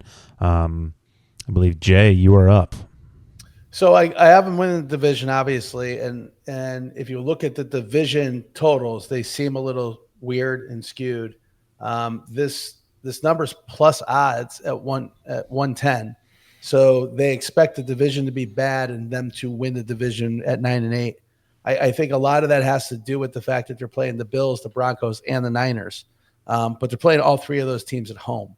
So snag one of those wins at home, and you get to 10. That's the way I look at it. So they might fumble a game away inside of the division. Otherwise, I think it's 5 wins inside the division alone.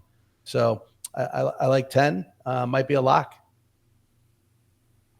I see them going at least 10-7 as well. Maybe they sneak 11-6. So I'm on the, again, plus 110. Not a great division as you said. So I'm on the over there. Yep, same here. Over. The Dallas Cowboys. Yeah, let's go. 7.5. 7.5 for the old Cowboys.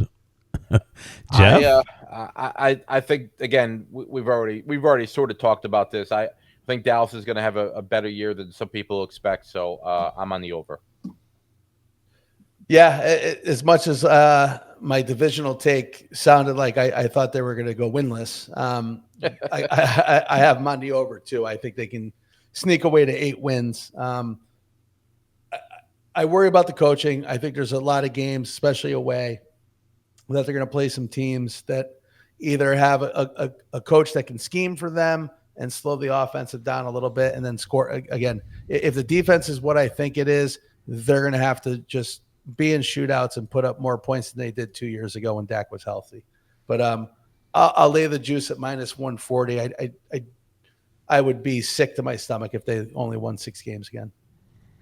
Yeah, I'll take the over. I think Dak gets to 8 wins there for Dallas. I hope so, at least for his sake. I guess he's getting paid either way. He doesn't really care. But I'll take the over. Jacksonville Jaguars. Duval. Do we think that Coach Cohen in his first year can get to 8 wins? It's 7.5. Is there over under? I could not be more excited about this.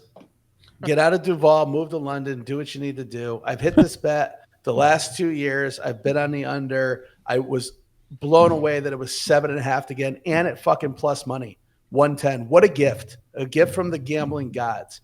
Do yourselves a favor, clip this, aggregate it, do whatever the fuck you want to do. Hammer the under on the Jags. It's the play of the year. This is not a tout show, but goddamn am I touting this. This team is not going to win 8 games. No how, no way, no chance. This is not coming back to bite me in the ass. Man, they could go winless. This is going to be a bad team. I've got them at 3 wins. I looked at the schedule. The offensive line is going to be abysmal. The defense sucks. You traded up for a second-round pick that's going to do what? His over-unders are like 85 catches. What the fuck are we talking about? Brian Thomas is an unbelievable receiver. You think this other kid's going to get it's lunacy. Take the under. Hard under. Violent under. 7.5. What are we doing? I'm on the under too. Not necessarily as strongly as you are, but I'm on the under too. It is a weak conference, right? So they could maybe sneak a few wins here and there that maybe they shouldn't. But whatever. 4-13, 5-12 sounds about right. So I'm taking the under. Cut your hair, son. I would love to take the over, but I just feel like that would just be lighting money on fire. I might as well do anything else with it, because I don't see them getting to 8 wins even in a bad division. Don't see them being very good. Washington Commanders 9.5. Sophomore season for Jalen Daniels. What do we think out of Washington? Do those fellas have a double-digit wins in them? So the odds are interesting. It's -110 for both the over and the under, which means they're seeing a lot of action both ways there. I do think we're going to see a step back this year. So 9-8 is probably what we're looking at. I mean, maybe 8-9, but I'd be surprised if they were under 500. So I'm going to take the under. I mean, again, a lot of the people who make these numbers, and maybe it's AI doing it these days. Maybe it's not really some, Jersey Joe in the back room, figuring out what these numbers are going to be. But a lot of these numbers are really good this year. But I'm taking the under. I think I don't think they get to 10 wins. So. Jersey Joe's been in the witness protection program for a long time. Notes say, can they get to 6-5 before the bye? If they can, I think they finish with 9 wins. So I'm on the under as well. I think they make the playoffs, but I think they're at 9 wins. Yeah, tough one. I'll take the over. I think Daniels is real good. You could be real good and only win 9 games though. But I'll take the over. I liked what they did last year. Maybe don't have that slump and just come out and just keep firing like they did towards the back half of last season. getting to 10 wins there for them. They got some of those variance numbers like you were talking about, Tyler, where they won a lot of close games. I think they had the highest fourth down conversion percentage in league history. Yeah, it was like stupid. So yeah, that stuff may not happen again, but I think Daniels isn't above average quarterback, so I think he can get a couple of those close wins maybe because he is pretty electric. But it wouldn't shock me if they do take a step back and win 7, 8, 9 wins. Yeah, but Jeff, to that point, I wouldn't be shocked if they won 10 games at the end of the year. Would you? No, I wouldn't be shocked. No. Yeah, but again, NFC wild card team. Yeah. Yep. The Patriots of New England with Mike Vrabel and Drake May. 8.5 is the over under for pretty much a -110 on both sides here. I think all of us are pretty high on the Patriots making a step in the right direction, so we might all be thinking the same thing here. Over. Yeah. Got them 10 or 11 wins. Over. I'm not that high on them, but I'm taking the over as well. Yeah. Yep. I would take the over as well. The New York Giants. I think this is kind of crazy, but maybe I'm just looking at it wrong. Tougher division. I do think Jackson Dart's pretty good. I think he'll be starting at some point. 5.5. I think they have the most interesting group of individuals in the quarterback room of anybody in the league. 5.5. What are you guys thinking? I'm going to go over here, barely, but again, -140 for the over compared to +115 for the under. So we know whether either where the money is going or where they're trying to push the money to go. But I'm going to take the over. I think they're going to sneak out 6 wins at least. So I said it was hard to get to 5 unless Dart lights it up. I think Russ starting is not great. I think the coach is not great. I think the O-line is not great, and it's getting, for some reason, swept under the rug. I think the defense looks good, but I think the defense has been okay the last couple of years. Unders +110. I think it's hard to get to 5, so I'll take the under. Yeah, quick glance at their schedule. I originally was thinking, I think they'll get this, but kind of got a tougher schedule. I mean, a lot of the teams that we're talking about, you're probably circling this a win for them if they're playing the Giants. So, yeah, I'll probably take the under for the Giants. Do like Jackson Dart a lot. To round out our over-unders and our win totals here, we have the Las Vegas Raiders. An interesting one, 6.5 for the Las Vegas Raiders with Pete Carroll. 6.5. What are we thinking? 8 to 9 wins, probably closer to 8. You get a coach bump, you get a QB bump. 6.5 is a low number. It's a tough division, but their out of division schedule is semi-favorable. We'll see if the home field advantage can come into play, but I'd rather lay the juice in this situation. I just don't see them only winning 6 games. 7, 8, 9 gets you over. Yeah, this might be the one we differ on the most. I think they might go 0-6 in division, which would make getting to 7 wins difficult if that happens. So I'm taking the under. I'll happily take the +120 here. That's fair. Yeah, tough one. I think I'd take the under 2 probably just because, again, tough division. But I think they will be weirdly better. But I think I'll take the under there. So that rounds out everything there. Listen back when in January. Hopefully Jay is not just absolutely wrong about the Jaguars and the Jaguars don't go like 15-2, just the best team in football, because that'll just be a great clip. But that's our win totals for the NFL this year. Guys, where do we want to go next? Super Bowl? I want to go to a book and lay more wood on the Jags under. That's where I want to go. Fair. Let's do the quick playoffs. Right? No? Who goes to the playoffs? We've got the division winners. Who goes to the playoffs? All right. Same thing. We'll just go in order by team here. These will be probably pretty quick since we kind of talked about everything. Cleveland Browns. No. No. Yeah. Probably a couple of these would be quick. Saints, no. No. No. Giants, No. Bills, Yes. yes. Jets, No. No. no. Titans, No. Nope. correct.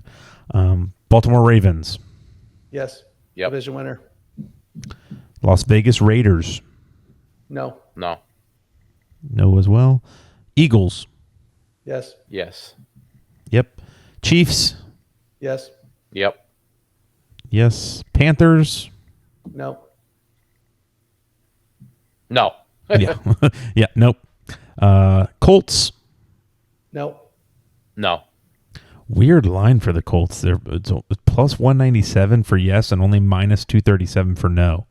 I guess that makes sense to a certain degree. Dolphins, No. No. no. Cowboys, No. Yes.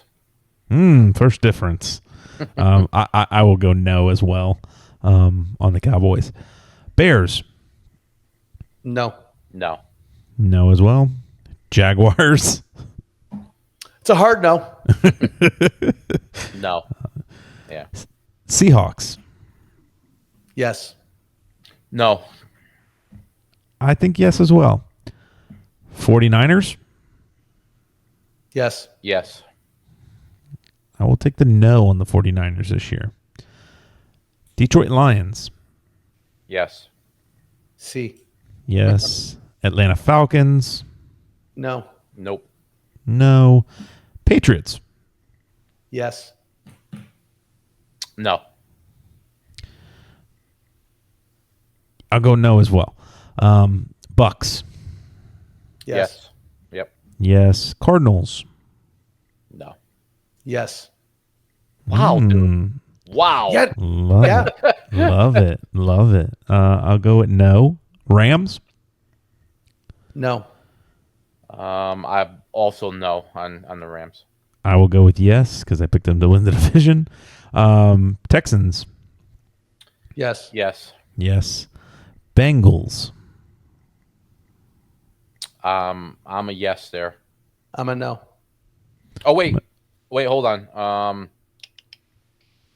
I'm No, sorry, we can't edit. It's been recorded. no, we don't have to add anything. No, you already put the chess piece down. You took your hand off of it, Jeff. I'm Sounds like you're a no. no, I'm a no there too. I'm a no. Gotcha. I think I said yes on the Bengals. I thought you had them win. Wait a minute. You had the Bengals winning the conference. From division. an odds perspective, I did. Yes. No, it wasn't. I just didn't want to lay the money on the Ravens. That's all. Oh, Gotcha. Commanders, No. Yes. think yes as well. Broncos, Yes. Yes. Sorry. I think I said yes there as well. Steelers, Yes. No. I'm going no as well. Packers, No. Yes. going yes. Chargers, Yes. It's the reason why I don't have the Steelers. Yeah, I got the Chargers. I got the Chargers too. yep. And Vikings. I'm a yes there. It's a no for me, and I got Washington taking their spot. Yep. So I have no. yeah. So that would be my flip flop. It would be it's Vikings or the Skins, and I took the Skins. Right, and you took the Bengals over the Steelers. So, yeah. No, I took the Chargers over the Steelers. Bengals are out for me. Oh, okay. So my side of the board is all my division winners, but I've got 3 teams coming from both West divisions in the playoffs this year. Dig it. All right, we're going to conference champs. Who wins each conference here now? Kind of have our playoffs pictures going. Give the odds too, Jeff. Yeah, so I got the Chiefs plus 425. I think it's kind of crazy that they're the third or fourth favorite as far as winning the AFC. I'm going with the Chiefs. So I'm going with the Chiefs as well at plus 425. everything you just said. I initially had the Lions at plus 525, but I want to have some fun and I want to lay plus 1,300, and I got the Bucks. Oh wow. Yeah, I'm going Homer. I got the Eagles. I'm obviously I'm predicting a rematch next year in the bowl, but I got the Chiefs and the Eagles. Eagles plus 340. Okay. What's that exact matchup? What's that pay? We will get to it later, I believe. Yep. Oh, okay. I'm gonna go with Jay on that. I think the Bucks have a real good chance this year. Again, barring injuries. I like the plus 1,300. And then I will go with the Ravens.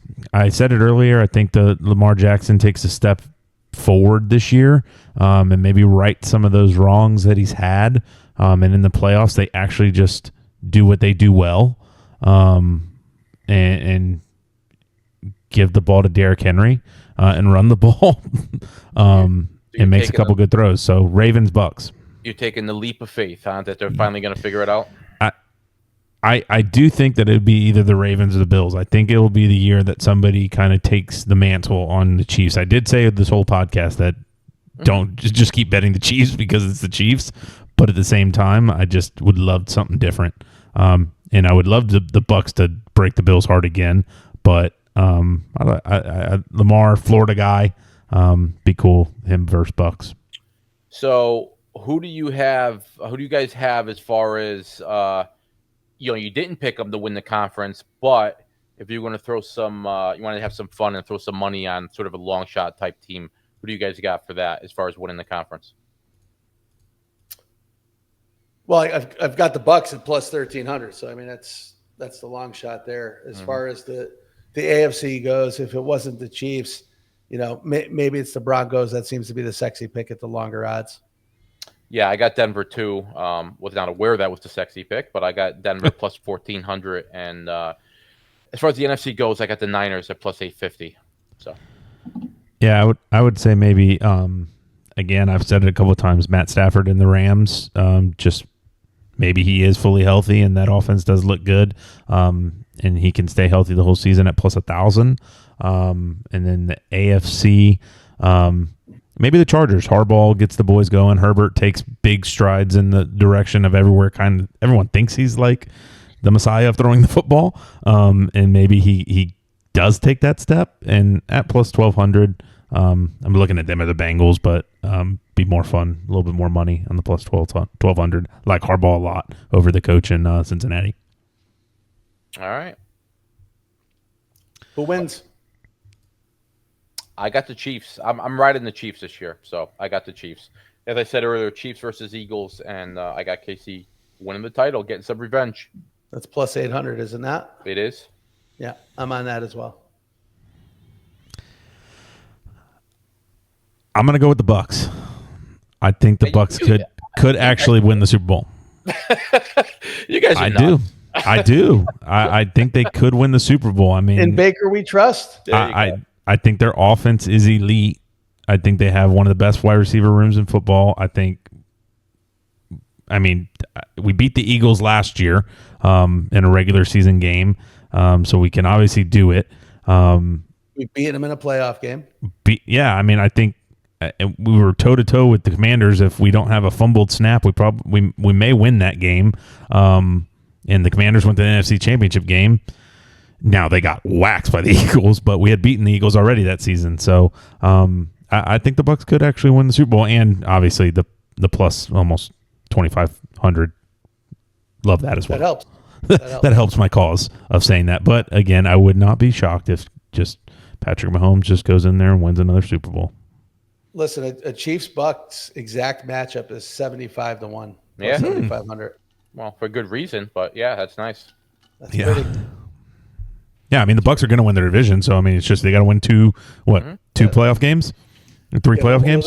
Well, no, yeah, winning the division doesn't mean they get the bye, obviously. So yeah, correct. No, but if I'm assuming that Detroit gets the bye, they've already beaten Detroit in a playoff game, and they've beaten Detroit in a regular season game. So just get there. Look, I'm not hating on Tampa Bay. I picked them to win the division too, but you're a hater. I'm smelling hatred. Yeah, Hater. getting to the Hater. Super Bowl is a leap I can't take. So Hater. Just a hater. All right. All right, let's run through these player futures. Boom, boom. Right.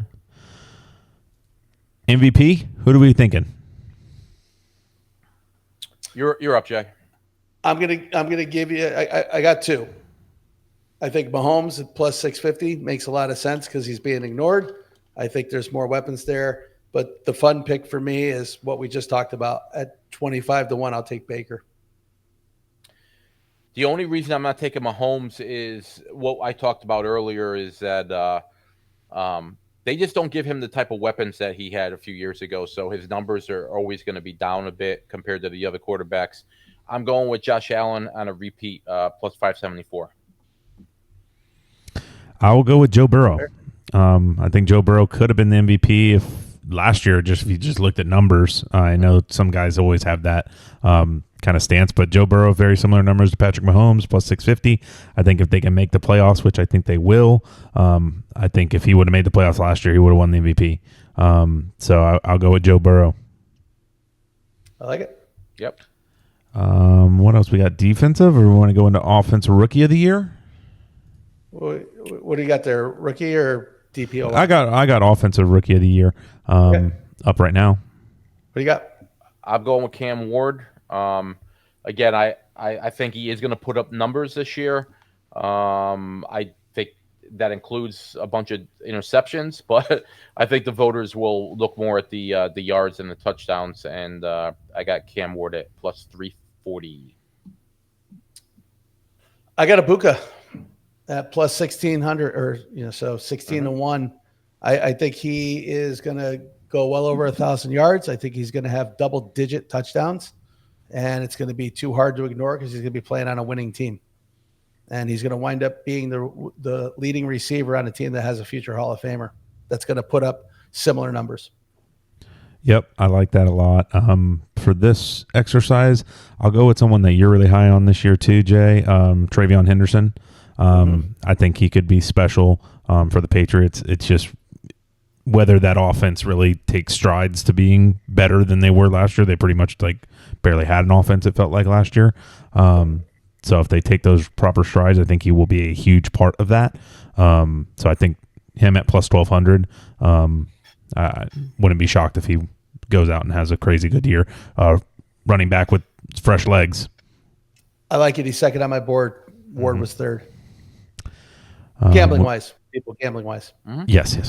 Do we want to go defensive rookie of the year? Just keep it as the rookies? Yeah, just call them out, man. Let's call them out. Defensive rookie of the year. Where are we going? I got Nick Emenwari for the Seattle Seahawks, plus 3,000, 30-1. Strong safety, makes a lot of plays, going to have a lot of tackles, he's going to be in a turnover-friendly defense, and it's a team that's going to win their division. Jeff? So I was pulled to Carter even at plus 225, but I ended up going with Travis Hunter. I do think he's going to have a pretty good defensive year. I think we'll end up getting some picks. The whole offensive defensive thing will garner a lot of attention, right? So if he's playing well on defense and if he's making just a couple of plays on offense, I think that'll help his case with the defensive player of the year. So Travis Hunter plus 1,000. Yeah, with those odds, I was thinking the same thing. He just doesn't do anything in the run game, really. I mean, if you were at Colorado, so I don't know how he'll be. I mean, not that they ask cornerbacks to necessarily make all these tackles, but he's going to have to make some. So he's going to have to stick his nose in there, and can you stay healthy when you're doing that in the NFL will be my question mark on Travis. So I'll take Carter. It's chalk, but I think that dude's a freak. And I think their defensive line's pretty good this year. So I think he'll eat in that defensive line group. So I just go chalk there with Abdul Carter. The only thing I'm worried about with him is, and I mentioned this a week or two ago, I sort of compared him and Parsons to the way they play and their, their style and their size. I'm just worried about him staying healthy this year, especially as a rookie. So that's why I shied away from him there. Micah averages like 13, 14 sacks a season though, right? Something like that. So I mean, if he does that, he's probably going to win the rookie of the year, unless obviously one of these guys goes crazy. But we'll see. Yep. I agree with you, though. I mean, the NFL is a different game than college, as all these guys know after like 3-4 games. You get in that back half of the season, it's tough. So, Defensive Player of the Year in the NFL, where are we going? I'm going TJ Watt. He's perennially up there, except for last year where he started out fantastic and then really fell apart in the second half of the season. Well, the last 6 or 7 games this season anyway. I think he's highly motivated. I think the defensive line is going to be really good. It's going to be hard for. I mean, I think over the past couple of years, he's the most chipped defensive player in football. So meaning they pay a hell of a lot of attention to him.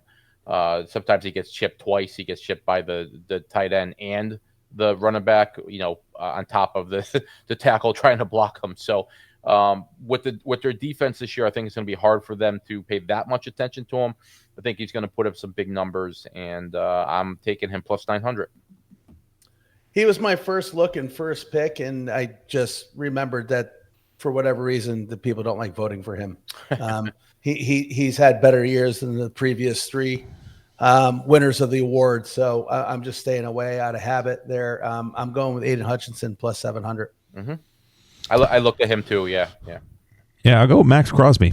Max Crosby at the Raiders, plus 1,300. Dude's a gamer. Seemingly tries hard no matter who and what the team's going through. And I think the Raiders could make strides in the right direction this year.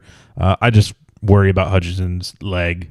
That was a pretty nasty injury last year. So, if he gets off the blocks quick, if he gets off the blocks quick and he can, if he looks healthy, I mean, he should have been could have been the defensive player of the year last year, even with missing part of the season.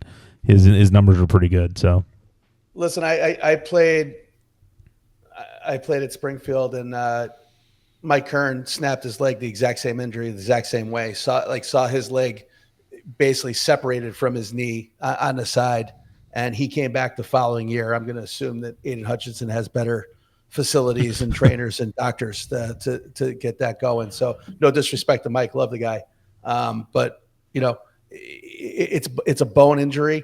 Yeah. He didn't have any ligament damage, so we'll see what happens. I've got him as comeback player of the year if you just want to jump into that at plus 275. Yeah, we can jump right there since you went there. It's called a segue. It's a lead-in. Yeah. Jeff, where you got? Well, very similar odds for my guy, but as I mentioned earlier, I think McCaffrey's going to stay healthy this year, so I'm going McCaffrey at plus 300. Like it. It's crazy. They have J.J. McCarthy as a comeback player of the year. Guy hasn't played a down in the NFL yet. Ridiculous. How are you going to come back? Come back from what? Imagine if he wins comeback player of the year, but he doesn't win rookie of the year. Yeah, that'd be pretty wild. I'll take Tua down there at the plus 2,800. Just for fun.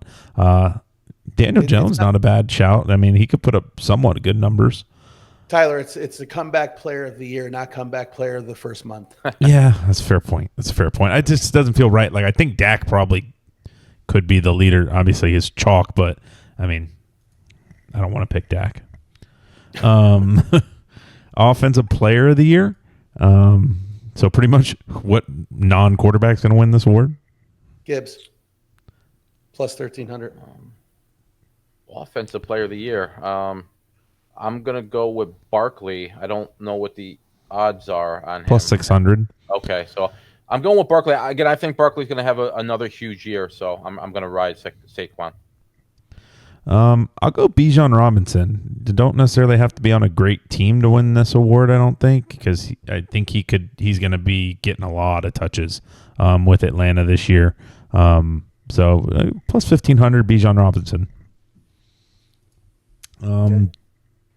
Defensive, we already went to defensive player of the year. I think that pretty much wraps it as far as our superlatives for this year. Well, how about let's just run through some real quick here, just a few others that we have written down. How about most passing yards, Jay? I'm actually going with Mayfield, so I'm jumping on the Tampa bandwagon there. I'm going with Mayfield at plus 1,200.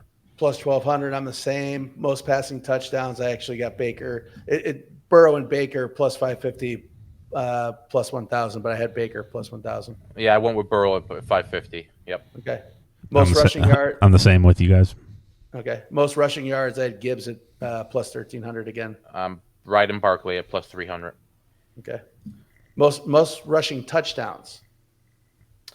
I wanted to go with Kyron Williams at plus 800, but he just doesn't stay healthy. He doesn't play enough. So I'm going to actually zag just a little bit. It's not really a zag, but it is since I've been so high on Saquon. I'm going to go with Hurts at plus 600. I saw that. Yeah. I zagged a lot. I went at 28 to 1, Chase Brown. Okay.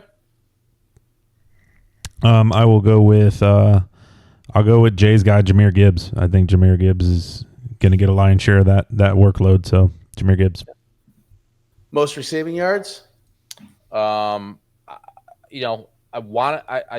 was tempted to go with Jefferson at plus 750, try to take back his crown, that he held for a few years, but I'm going to stick with Chase at plus 600.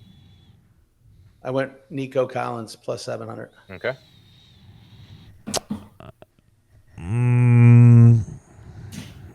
Yeah, go Jamar Chase.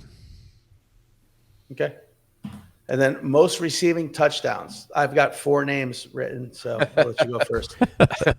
I'm gonna stick with Chase. I think he's gonna win the Triple Crown again this year, so I'm sticking with Chase. Okay. Tyler? Mike Evans. Now, do you think he's gonna stay healthy though? That was my concern with him. Do you think he's gonna play all 17 games? If Ibuka is as good as they're saying he is, I think that takes some touches away from Mike and having to not be the guy. I mean, obviously Mike's the guy, but I think that maybe just helps him stay a little bit healthier, just having a young guy around. So I would say yes, and he just gets so many balls in the red zone. It just seems like they literally just tell the defense, hey, we're going to throw it to 13 over there in the corner. Do what you will with that. So it always feels that way. What were the odds for him? Plus 1,000. Yeah, Chase was plus 600. Yep. Yeah. All right, Jay, go ahead. Rattle off your names. I'm gonna go and revert. So I'm gonna finish with who I have and who I'm actually putting money on as well. So I started at Nico Collins because I liked him for the receiving yards, and that's 14 to 1. So I like the value there at plus 1,400. I went to JSN at just because he was plus 3,000, but he just makes me nervous about getting in the end zone. Like I said before, I think he's well over 110 catches this year. I went to Worthy at plus 5,000, 50 to 1. I see a lot of deep balls. I think that line's better, Jeff. I agree with you with the weapons, but if Worthy is 80% of Tyreek Hill, he didn't have much other than Tyreek Hill. You know what I mean? So Pacheco's going to catch the ball, Kelsey's going to catch the ball, etc. But I got a rookie winning it. I got Ibuka. All right. 80 to 1 plus 8,000. Yeah. 14 touchdowns wins it. All right. One guy that I don't know if we're going to go into receptions, but I think if you're betting on receptions, Calvin Ridley is going to get the ball almost every single play with Cam Ward. Cam Ward is going to throw him the ball anytime he really is out there. If you watch the game with the Bucs, I think it was like pretty much every play. It just seemed like it was just get the ball to Calvin, get the ball to Calvin, get the ball to Calvin. And that will only get better with time with them too. So Calvin Ridley's going to have a year. I'm going to point something out. We have one more category. I'm going to point this out real quick because I sent a text, Tyler, to Jason and Matt earlier. Our good friends at the Hard Rock, soon to be a sponsor, with the exception of one category, which is the Bucs receiving touch or Bucs touchdown leader. They don't have Ibuka in any gambling category. Yeah, he does not show up for yards, receptions, touches. Every other rookie, you can name 7 rookies that were drafted behind him. They all have odds. Why would a sports book not put odds on a guy? Because they're going to get waxed by everyone taking them. Yes, sir. Yes, sir. I don't disagree with all the takes on him. I think all reports out of camp are that he's special. He is special. I might be special too. Most sacks, Jeff. What do you got? Go ahead. I'll let you go first. Will Anderson Jr. plus 1,200. Yep. Well, I'm just gonna ride my Watt for defensive player of the That's year. fair. I looked at him too.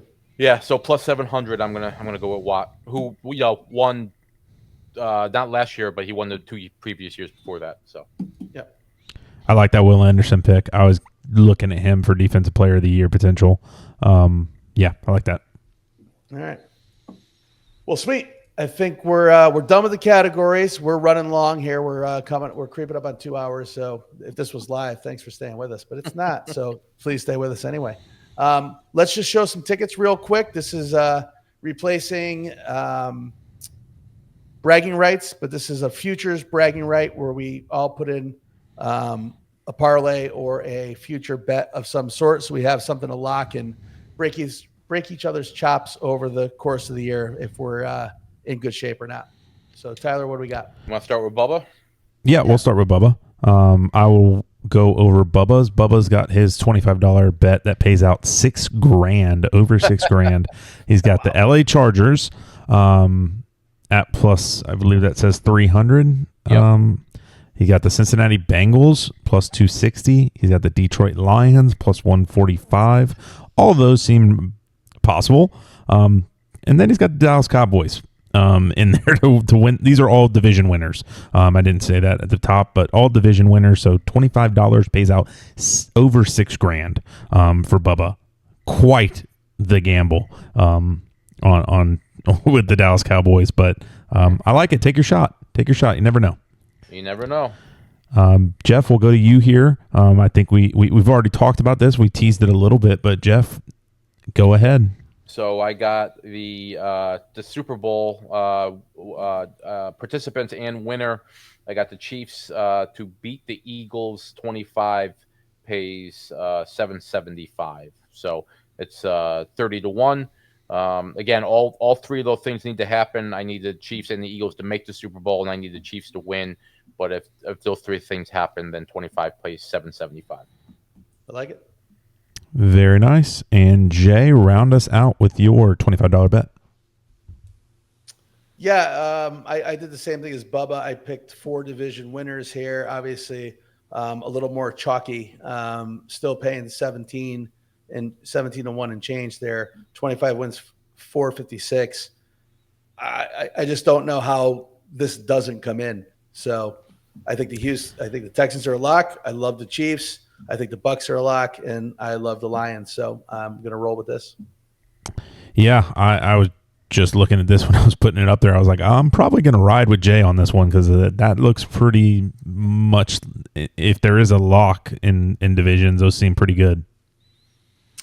So Tyler, I sent you. We got a couple more. We got a couple different ones here. So I got another. 1 second here. Just lost it for a second. Got a long one here. Kind of tough to read. Jay, you know it better than me. So why don't you tell us about this little $25 bet? So it's the same 4 that we just talked about, and I sprinkled in the Patriots and the Seahawks, both at plus 525. So that obviously adding 2 legs to a 4-teamer is going to increase your odds, but this jumped all the way up to what's that? Plus 71,191. So 25 pays 17,822. Bubba, I hope you win your bet, but if I win this one, you have to hold my bear, buddy. Yeah, I love that. Take a shot. Why not? Why not? I mean, listen. If the 4-teamer comes in, I cover this bet. So this is a fun bet. Let's see what happens. Yep, and then we got your other one's a little bit more fun. Well, I laid more wood to it too. Yep. So right here you have the Bucks over wins 9.5. You have the Seahawks over 8.5 wins. You have the under on Jacksonville Jaguars. If you haven't heard, Jay doesn't think Jaguars are going to be very good. And then you have the over 10.5 wins for the Detroit Lions. $100 bet pays out $1,700. So nice little dub that would be for you. I like that one, Jay. I like that one. Thank you. I think we're going to be talking about this towards the end of the year, and I'm going to be sweating maybe the Lions a little bit, but we'll be celebrating the Jags win by week 10. I was just about to say when they're 0-10. Yeah, it'll be. We'll just lock that up. I might, as to echo Tyler from earlier, I might actually steal that one. I like it. Let's go. Steal it. It's free. Go. Yeah. Let's go. A little camaraderie here. This is not an antagonistic show, No, not at all. right? This is unscripted. Let's just have some fun. Unless you make just a stupid ass bet, then we're gonna antagonize. Well, we're gonna lay into you. So, and if you want to lay into us, follow us on all the socials. Feel free to comment. Good, bad, indifferent. We can take it. At Casual Chaos Live, Instagram, X, TikTok, Facebook, however you want to get in touch with us, please do. DM us, comment, like, dislike, do what you got to do.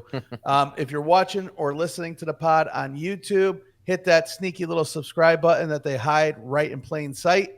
Click it. Let's get the subscribers up. Like if you don't, again, talk to us. We're here for you. Yeah, leave a comment. Yep. All right. Spotify and Apple, wherever else you pod. Soon to be live on Twitch and YouTube Live. Woo-hoo. So we'll get some more comments out about that. Let's be on the lookout on socials for some promos. And then next week we'll get down dirty and explain everything to you, what we're doing, show format, how to watch it, how to participate. That's the big thing, everybody. We want you guys participating. This is going to be a community podcast and a community live show. We don't need to talk to you. We want to talk with you. So we're hoping you guys jump in. We're going to try to change some things up in the sports media business. So on that note, producer Tyler, amazing job tonight. Thanks for keeping us at the helm. Bubba, if you're listening in the next day or two and you make it all the way to the end of your own podcast, we miss you tonight, brother. We really do. Jeff, always a pleasure, my brother. All right, fellas. Have a great night. Bye, everybody. All right, guys. Thanks, everybody.